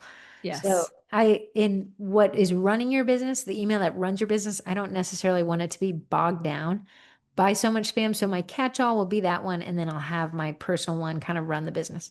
Yeah. You are the winner, 802 Sarah at Sarah's Cookie Business. You're the winner of Cookie Design Lab. Email me at heather at sugarcookiemarketing.com. Do as I say, not as I do. And I'll get you hooked up with Cookie Design Lab. If you're not a winner, use code TWINS to get 15% off. Another text, Corey. This one is not marketing related, but I wanted to ask it anyway. It's from last week. Heather and Corey, what is one item you cannot live without? It does not have to be baking related, and I hope you had a good week. What one item you can live without? What am I looking for? What are you choosing? I'm One going to choose item. a car. My car. I don't care what kind of car it is. If I'm having a bad day, go for a drive. If I'm having a great day, go for a drive. It's beautiful outside, I'll go for a drive. If I want to go somewhere, go for a drive. If I want to go to eat, go for a drive. Just if there is my butt is in a seat, it's where I do my best thinking. Best thinking. Okay, make it a smaller item. An Smaller. household item. Then I'm not going to do the typical things like my phone and my computer because nobody wants to hear Yes, that. right. Yes. Household item, household You item. couldn't live without. I was thinking this, and you're going to hate this answer too. I panic when I get down to the last Diet Coke can. I did not want to leave the house yesterday. It was supposed to be stormy, and it ended up not raining Yeah. at all, but it was a tornado where in Burke. I left to go get a Coke case, Diet Coke case, and I had this idea. I had this idea because I live alone now, so I can be as weird as I want. You know those big old 36 packers? Yeah. I was thinking Big. if I bought 20 of those, I hate carrying them. I hate it Yeah. and But I you just put them in the would. storage room, then I never have to go to the store again. I never, Absolutely. Are you doing it? I was thinking about it. 20 would probably fill in my car. So maybe 10. 10, that'd be 360 cans. I wonder if the expiration date, who knows if they go bad after But it's I'm already. tearing through these things. And granted, you might say, don't drink that much Coke. I'm not finishing them. They have to make my eyes burn. We call them dead when they're dead, but they're still got some in them. Like Yeah, it's room that poured temp. out. This little holder thing has really made me finish mine. It really adds. It's a Yeti. We got it from our older sister gave it to us. A Yeti Coke. I love this Sure. thing. I They thought now I make them, if lost you it. guys are into your Alanis, they make skinnier ones now. Or Yeah. the Yeti space. This makes me finish them because here, space is a commodity. We don't have whatever storage unit Heather's talking about in her basement. So what you have is what you have. And I'm drinking free and fancy at the beginning of Oh a yeah. By the end, I'm shitty. like, am I really thirsty? Is Where's this the one I real? had? Where's the one that was open? Okay, what would you? I I don't. know you'd say Diet Coke, but find something else. I'm trying to think. What would I have that I use all of the time? I'm gonna tell you what it is. A TV. Yeah. I've never seen anyone in our family watches TV, specifically series like Corey does. My little sister and my parents are close, but Corey will watch anything through. She'll stay. I could not imagine watching an entire series in a day. You will do that. If so, here's my situation. I steal Heather's Netflix and it's only attached to my wall TV, which I Ooh. only access it right before bed for 20 minutes. Oh, that sounds very great way to fall asleep. I turn it off and then I close everything down, turn off the light. So if a show's really good, like on a Saturday or a Sunday, I'll watch that morning to night in my bed. I haven't had I a couldn't show that good in a imagine long not getting time. out of bed, making my bed, and moving to a new area after morning. Okay. Nate was like, do you think it's kind of selfish that you've put the only TV in the house in your bedroom? And it's not the only TV in the house. My son has his own TV. The thing is, the TV used to be down by the couch, There's this but new nobody, era. Corey and my oldest sister Ashley have removed TVs from the main levels. yeah. Yeah, because nobody was watching it. So why have it downstairs when I would be more comfortable in my bed with a blankie over my You body? don't go to someone's house and be like, "Can I watch your TV?" Like you don't visit No. somebody's house and Yeah. turn their TV on. So in downstairs where a TV might be like where my neighbors, I can clearly see that's where they put theirs is a piece of artwork. So you're just down there, you're literally looking at Uh-huh. each other and talking, and no one's sitting down there. So I said, if I'm the only one who watches actual TV, let me put it in a place that I enjoy. I like So it. on my phone, I steal from Summer her Hulu, and then Heather steals from my Paramount, I do. and then from my cousin, I steal Peacock. Peacock. So the two I watch on my phone is Paramount and Hulu. The two I watch on my big TV You must is not be watching Netflix because it's not kicking me off when you're watching. because when I was vlogging in, you were on it. It was Yeah, like, oh, you can't be logged in two yeah, places, as you Heather. shouldn't be. But I watched, if you guys want, The Crash. Yeah, I only watch documentaries. The Crash and the one with the baby. I don't remember the name. It was the one where it was fetal kidnapping. Right. And then I watched Bad Boyfriends, which is wild. These are all new on Netflix, so I watch this. Yeah. So the Now I'm crash watching is, Bad Roommate, also wild. oh, I heard. Yeah, you've gone down the TikToks has If you're been. bad and you're documentary, you want to watch it. Heather loves docu. I love a good Serious. show.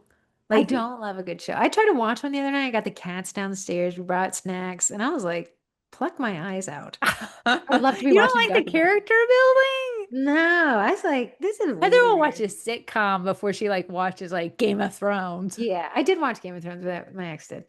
That's a great question. Thank you for the sidebar there. Also, sleeping aids. And I know it'll put me in early grave, but I can't sleep without them. Probably because the Oh. TV's on. Just kidding.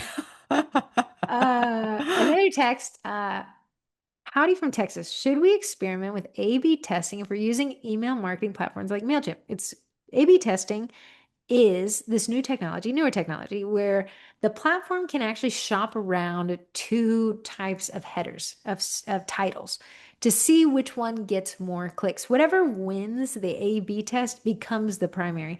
It's funny. I like to listen on YouTube. Probably YouTube is where I watch most stuff. Is John Deloney. It's like a Yeah. call-in podcast about relationships. Let it play in the background. He will A/B test the titles on YouTube, but because I've probably watched most of the videos, it sends me both A Oh, test and B test. And I can always see which one's going to win because it's always the one that's more clickbait. it is. Yeah, yeah. So, yeah, it'll be like my husband's cheating on me. And then it'll be like my husband has a grinder account. That was just stuff. I saw that. But both will show up in my YouTube notifications because it's pushing so many out. A/B testing is great. You can actually do A/B test in Facebook Planner. It's very weird how it works. As it's testing, you cannot go back and engage with the content until it decides who the winner is, and then it actually merges the engagement back to the winning post. So yes, in terms of should you, if you're willing to, yeah, absolutely use A/B testing to see what gets people's attention. And what gets people's attention is clickbait. But, unfortunately. use it within reason, right? So, Yeah. okay, a great example is Sharon was on the podcast last week. So I could say, hey, we did an interview with Sharon. She works for a bank. That's exactly what it was. Or I ended up posting, hey, find out why Sharon, her Mustang and a big blue printer have in common. Like, which one is getting you more interested? The both are true. It's the second one. The second one. So A/B testing, if you guys are wondering what it is, it's that. And a lot of the technology now implements at a lot of these newsletter senders, YouTube and Facebook. You Yeah. can use it for your copy and you use that through Planner. You look like you're confused. No, someone left me a mean comment on my salad dressing post. What was the salad dressing? Remember, I was trying to Oh find yeah, this. yeah, yeah. Corey was trying to find How a can you be mean to me about salad dressing? I posted something and some guy's like, you're weird. I just blocked him. My power play is like block. Like you don't get to see anything from me ever again. Never. I know. And it's like I looked her up and she's not even in the group. It just said participant. Oh, And the Corey, only thing she's participants? Participants? participated in is being mean. Like she's a meanie about me. Tells you more about who they are than you. Oh, you can Yeah. get your salad dressing, girl. Another text. Hello, twins. My question today is about naming a business. I've got my heart set on using a specific word that is portmanteau, made of two common English words. If I use a word, I don't even know what I mean. This word itself, as it turns out, has been trademarked in the US by a company that's based outside of the country. While there's some overlap in terms of the product treats, my feeling is that the geographical distance should make it difficult to confuse the two companies. I would use this word in combination with a few others, potentially including the name of my town. There's definitely no other business in my state using the word. What say you, twins? Do I need an intellectual property attorney to weigh in? I think what's more popular nowadays is these trademark people having to protect their trademarks. There was a big one. Hot girl Hot walk. Girl Walk, the biggest one that happened recently was Patagonia. And the Patagonia brand had to defend their copyright in order to hold on to the copyright. So I people are think like, that's why are you? lost on people is like you're just being petty. No, if you don't enforce it, the problem with Velcro and Kleenex, they Yeah, ended up having the same issue is we call tissues Kleenex. Well, that's a brand. It's actually a tissue made by a company called Kleenex. Same with Velcro. It's called Hook and Loop, made by a company called Velcro. But because they didn't enforce the trademark was going to be what was it called? Common something? Common common use? law. Yeah, common Common use use. because they never enforced it. So it became, give me a Kleenex. So here's the thing. While your brand is smaller, you're not going to have an issue. They're probably not going to find it. The problem is as you grow bigger, and who knows the exponential growth that you might have, you don't want to get 5 years down the road and then have this lawsuit sitting in your lap. The problem is places like, Disney, big brands have whole like offices dedicated to defending, the trademarks and the copyrights and things like that. Do you have enough positive profit to take that money to defend something down the road just because you liked whatever it was at the beginning of your business? I went through something similar. I never got to like a lawsuit phase. Crumble Cookie exploded across the Even world. though I started in 2019, you were only a year behind them. Yeah, I was you're behind them. They were nothing to me when I started because they were across the United States. And that was like crumble spelled with no E cookies. And I was the crumbed cookies. Okay, I just made it as an Instagram handle one day, not knowing that I was going to do a business out of this.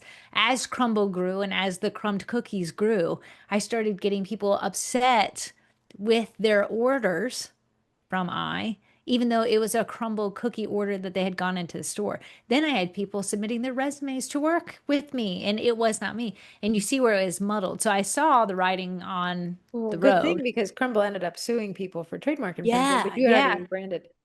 So we Some never know what a business is doing down the road. For them to be like, well, I don't see them doing anything over here, or they never did anything with, you could become the next viral sensation, and your video could go viral. Even if you have 1,000 or 2,000 followers, you could get a 2 million viewed video and get on the radar of someone you don't want to be on.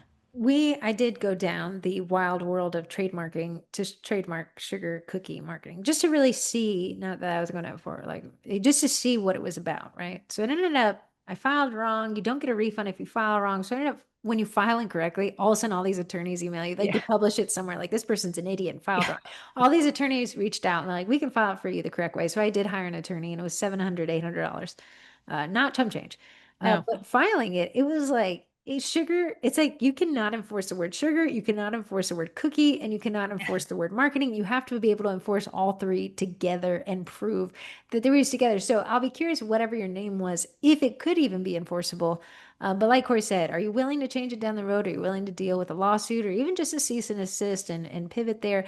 Is the funny part is that it's external, it's a country, it's a company not based. When I filed the trademark, all these other companies, when it was finally officially approved, were like, Yeah. hey, we can file it for you in other countries. But it was really, really unenforceable in other countries. Yeah. Is there? Another aspect to think about is if there's a brand already out there and you're trying to grow a brand online, so even outside of the trademark, and they search it. This is big when people really liked Disney stuff and they want to be like Disney girl cookie baker or something like that. When people search up Disney or a cookie baker near them, and you typed in Disney, all of Disney's proprietary, like, Disneyland, Disney World, and the website of the cookier was never big because Disney has so much traffic going to it that Uh-huh. you will never be able to outrank that. So you'll never be able to climb to the top of searches because you commingled with a big brand that was already established. Granted, we don't know what your brand is, but that's something to think about. I think I wanted to reserve the domain name Vendy.com just because of Vendy Blendy. Just go to Vendy.com, right? Or something like that. But it's like a Swiss trucking manufacturer. Yeah. Like it makes big old Swiss trucks that like build things. It's just it's funny. As far as that, is there could you get an attorney involved to audit it? You're going to be out some money for that. Yeah. But there are specific trademark attorneys who can look into that. I've known a few myself. They had really nice stuff, so I don't think they're cheap. Yeah. Yeah, no, I was sad to lose the crumb cookies. That little consonant cluster right there was nice to get rid of. I hated your name, crumbed, which is past tense. Like it's not an active crumb; it's a past tense. Crumbed, then plural It's cookies. It was it's hard been to. crumbed. You had to stop crumbed cookies. Now, if I could answer your question, tech caller, I would say that is there anything you could come up with that has less competition in search, that has less threats to your business model down the road, and that's very easy to remember, right?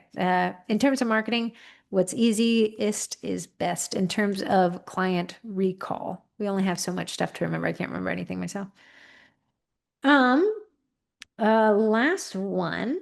Oh, this was a great review. Thank you so much from Texas. 281 said, howdy from Texas. I signed up for the cookie class kits after the event, which will not be named. And I'm just finally now opening all the files I downloaded. I'm absolutely loving these kits you all put together, and I'm super thankful. I still have more than a month before I host my first informal in-person cookie class, and I feel no anxiety because of all the prep work you lovely ladies have provided. Thanks, and I'll report back to how it went. Oh, nice. Thank you for that. That is very nice on my brain, who Just said she literally hated them. can handle. But if you're still in, she could have purchased a bundle, but if she's still in the membership, she gets the Summer Ween class kit today. And if you're in the Cookie College, you can get that included as well. It'll be cute. It'll be cute. It was cute. It was cute making it. As Stared at someone it. had asked, like, I don't have the class kit in time for Summer Ween, which is in like 2 days. But everyone's feedback was like, nobody knows Summer Ween's a day. It kind of seems like more of a vibe. So anytime in July, I would teach it. Here's the thing. Summer Ween happens all summer long. So some people have been celebrating it since June 1st. I think it's kind of a And new holiday. So I don't think you've missed out on a big no, old you have not. celebration. It's getting bigger and bigger each year. It started a couple years ago. Ask me how I know. I'm a summer Weenaholic. I've been getting ads for Halloween, interior design, like You're welcome. I've been clicking on them. oh, it's showing up on my feed now. Going to our sponsors, our sponsor, Cookie Design Lab, use code TWINS to get 15% off. They were the sponsor of the STL Me About It segment. So you can text in to win that as well. Bakety Bake is the royal batch meringue powder of your dreams. Use code TWINS to get 10% off there. Daisy Makes, use code TWINS10 to get 10% off. I was watching this lady. I think her name might be Katie. She just showed up on my feed. She's very entertaining. She curses a lot. But she like her content is just what I find interesting to watch. But she's like, I'm in my kitchen and I gotta make 20 million cake pops in 5 minutes, and it was just fun to watch her. But she was the Katie, I think, behind that syringe that Daisy Makes cake. pop Katie Oh, mold. yeah. Yeah, I think it Oh, was that's this so funny. lady. And they sold out of that Katie cake I pop think they've sold mold. out 52 So- times of But them this all. re-one, 6 hours, they were just completely sold out of it. Oh, Yeah. wow. So if you want to go see if you can find that, Katie, you can use codes twins10 to get 10% off that. Primera Eddie, the edible food printer, they're going to be on the podcast. We're going to do this, and they have a fun announcement. I'm not sure if I can tell you guys. So No, not yet. not July, she yet. said mid-July. July. So we're going to have them make that announcement for something new that they're bringing to the industry. But right now they have Eddie and Freddie. Eddie's the direct-to-food printer. Corey loves it. It's the thing I mentioned where you can lay down some cool textures. You can get clip art. I see a lot of people doing AI generated clip art, printing that on the cookie and then piping on top of that. That direct-to-food printer, Eddie's $3,000. You can find them used or you can find them refurbished. I'm a refurbished girl. I'm not a Yeah. used girl. That one's too risky for me, but give me the refurbed model from the manufacturer and I'm a yes.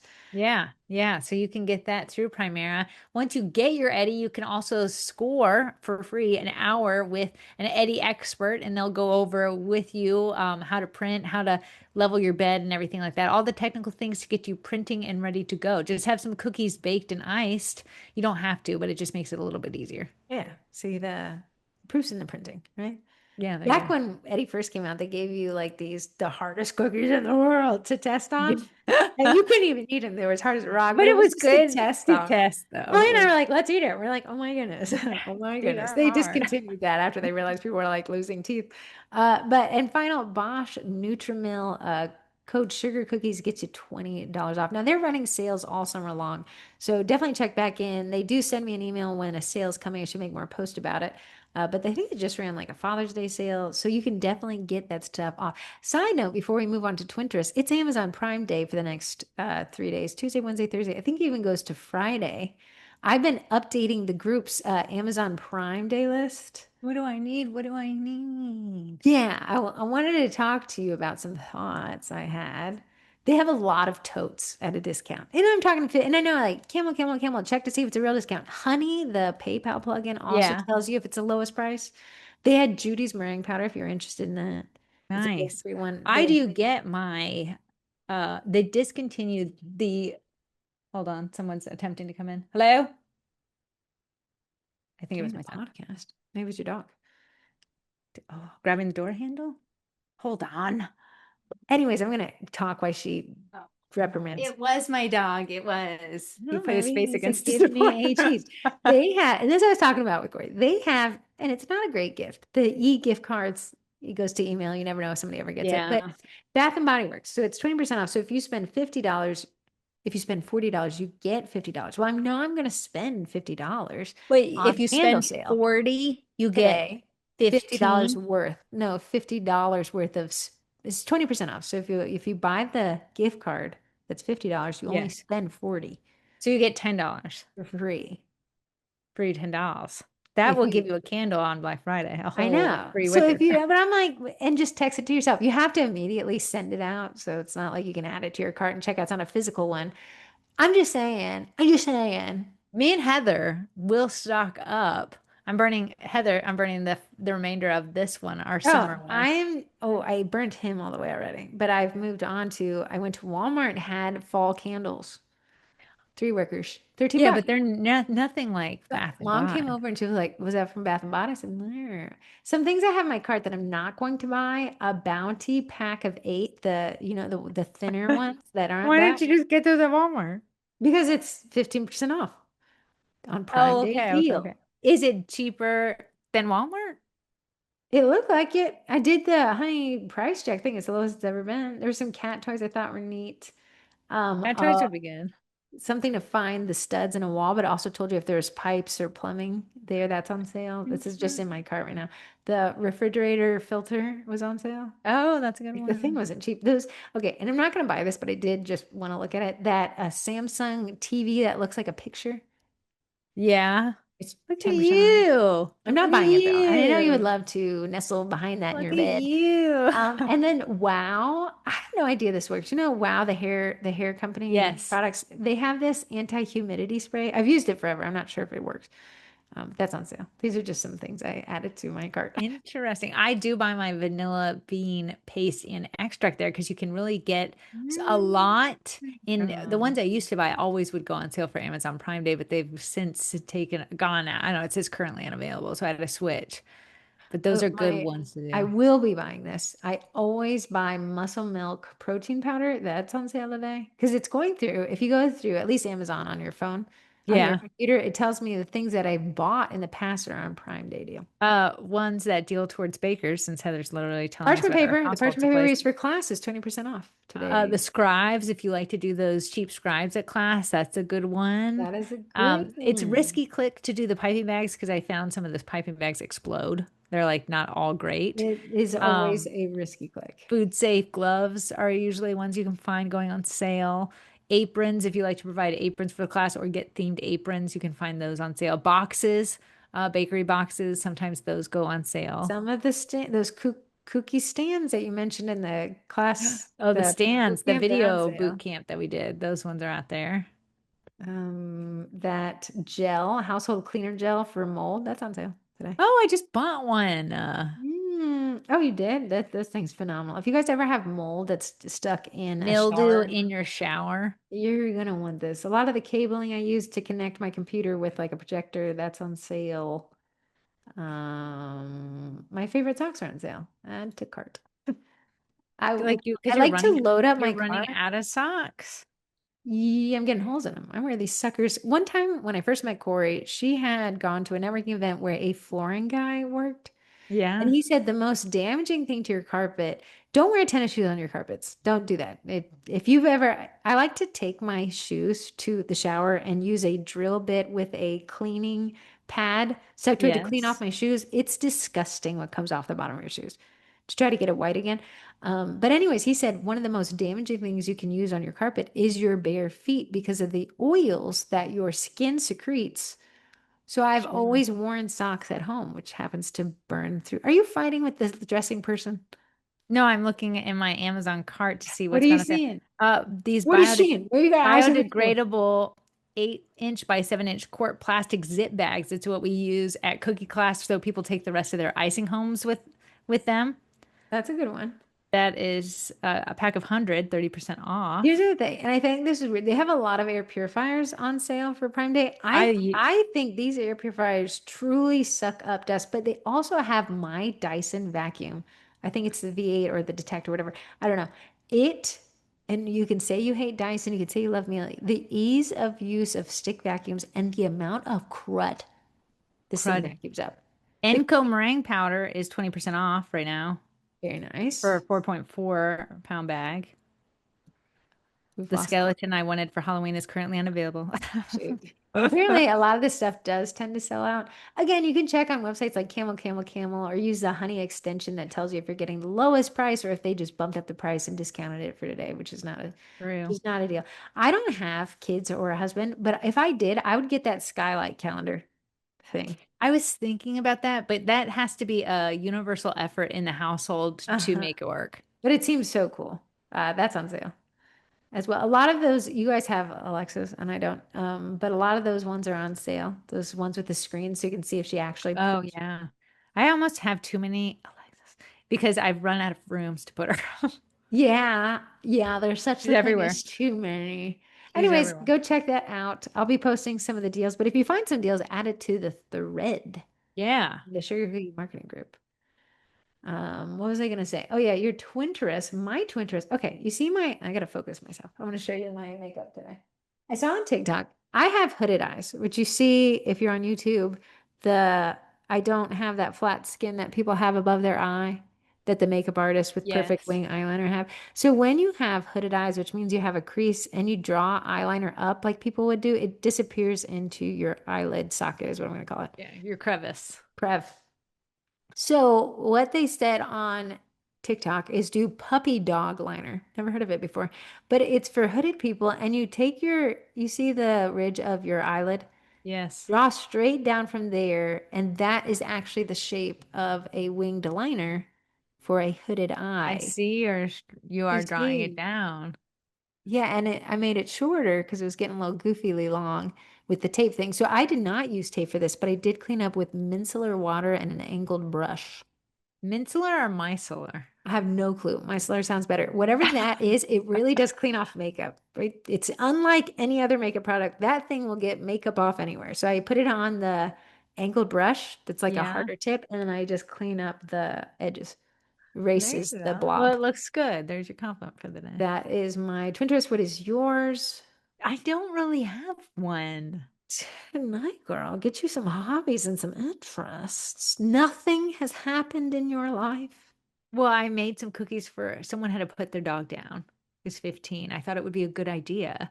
I've done it for every neighbor who's Can ever I tell lost him a this story? dog. Can I tell him Sure. this story? Yeah. Corey has his neighbor, and the dog was on death's door. Okay, people who love dogs love dogs. And Corey says, how is the dog Yoda? And the guy said, when this dog passes, I myself will die. And Corey, and Corey's husband has the same mantra towards pets. Like the part of them dies, but this guy says, no, I will die. So, anyways, Yoda did reach his end of life. So Corey thought it'd be nice to turn into a commemorative set of cookies, kind of remembering the dog and also being kind to the neighbor. So she goes to the neighbor's house and knocks on the door, and he is three sheets to the wind, drunk and upset and teary-eyed Did we and say snotty this last week on nosed. the podcast? No, you told Summer at Olive Garden. Oh, okay. Yeah, because you retelling And it sounds very vivid. yeah, so he mumbles out a barely thank you, and Corey's like, "Oh, that was a little startling, but okay, hey, rough." He said it was going to be a rough go. Leaving, a neighbor says, "Did you hear that Yoda died?" Because they live on this community where everyone's really close to each other. They're not close people, but they're close enough to know that this is a Yeah, massive a loss big for the deal. street. And Corey's like, "Yeah," and she's like, "Yeah." His wife texted me, "Please do not bring up the dog at all. He cannot handle it." Corey having just essentially delivered a bomb of cookies that are only dedicated to the dog. And Corey said, "What is one to do?" Even Like even Yoda's the name is on the cookie. Like I piped it Yoda's was name. dedicated to this dog. And Corey's leaving. They're like, "Yeah, whatever you do, do anything, but just never bring up the dog and definitely don't deliver the cookies." So What for closure is I was passing by and his wife was outside. So while I'm walking by, they're like they have family visiting because this is such a trying time. Her daughter's there, but then the wife says, "Thank you so much for thinking about us." I said, "I'm so sorry for your loss." And I kept it moving. I'm sure she appreciated me keeping it moving and going. I'm sure you had maybe to he deal with the threw. fallout of your dozen. I know she's probably like, keep your baking hands to yourself, you weirdo. Hilarious. Although it was nice of you, and I'm sure it landed better, but it's just hilarious the timing of whatever you do, definitely Yeah, it don't. was literally like I dropped it off and my other neighbor was like, yeah, don't bring up Yoda. And I was like, excuse me, why? They cannot handle it. Okay. I said, well, I just gave cookies, so there's that. That there. My twin select is Canva's new magic layers, which I mentioned earlier, but I demonstrated for Corey. Canva is able to take a JPEG, which is a flattened image, and the AI is able to separate the flat pieces individually and recreate the background. So you can drag and drop elements on a flattened image, which is, from a graphic design standpoint, astounding. It was astounding to watch Even it. Corey's like, "Oh no." The only thing it couldn't do was take the Shadows. shadows And with shadows. it. When AI figures out shadows, I guess we'll all just have to move to a commune where none of us make money. We don't need to It'll work be anymore game because over. No need to turn on your ovens, friends. just go find a series and we'll go watch with Corey. Yeah, what's crazy is bakers have created cookie photography for years. So Yes. when you're asking AI to make cookie photo, it has every aspect of a heart with, a little pulse beat on it for Nurse Appreciation I Day. It know. has up, down, sideways, behind. Crazy. Crazy. We're living in a new era, but I'd like to think it's nothing new. I'm sure the people who bred horses were shocked when the Model T came out.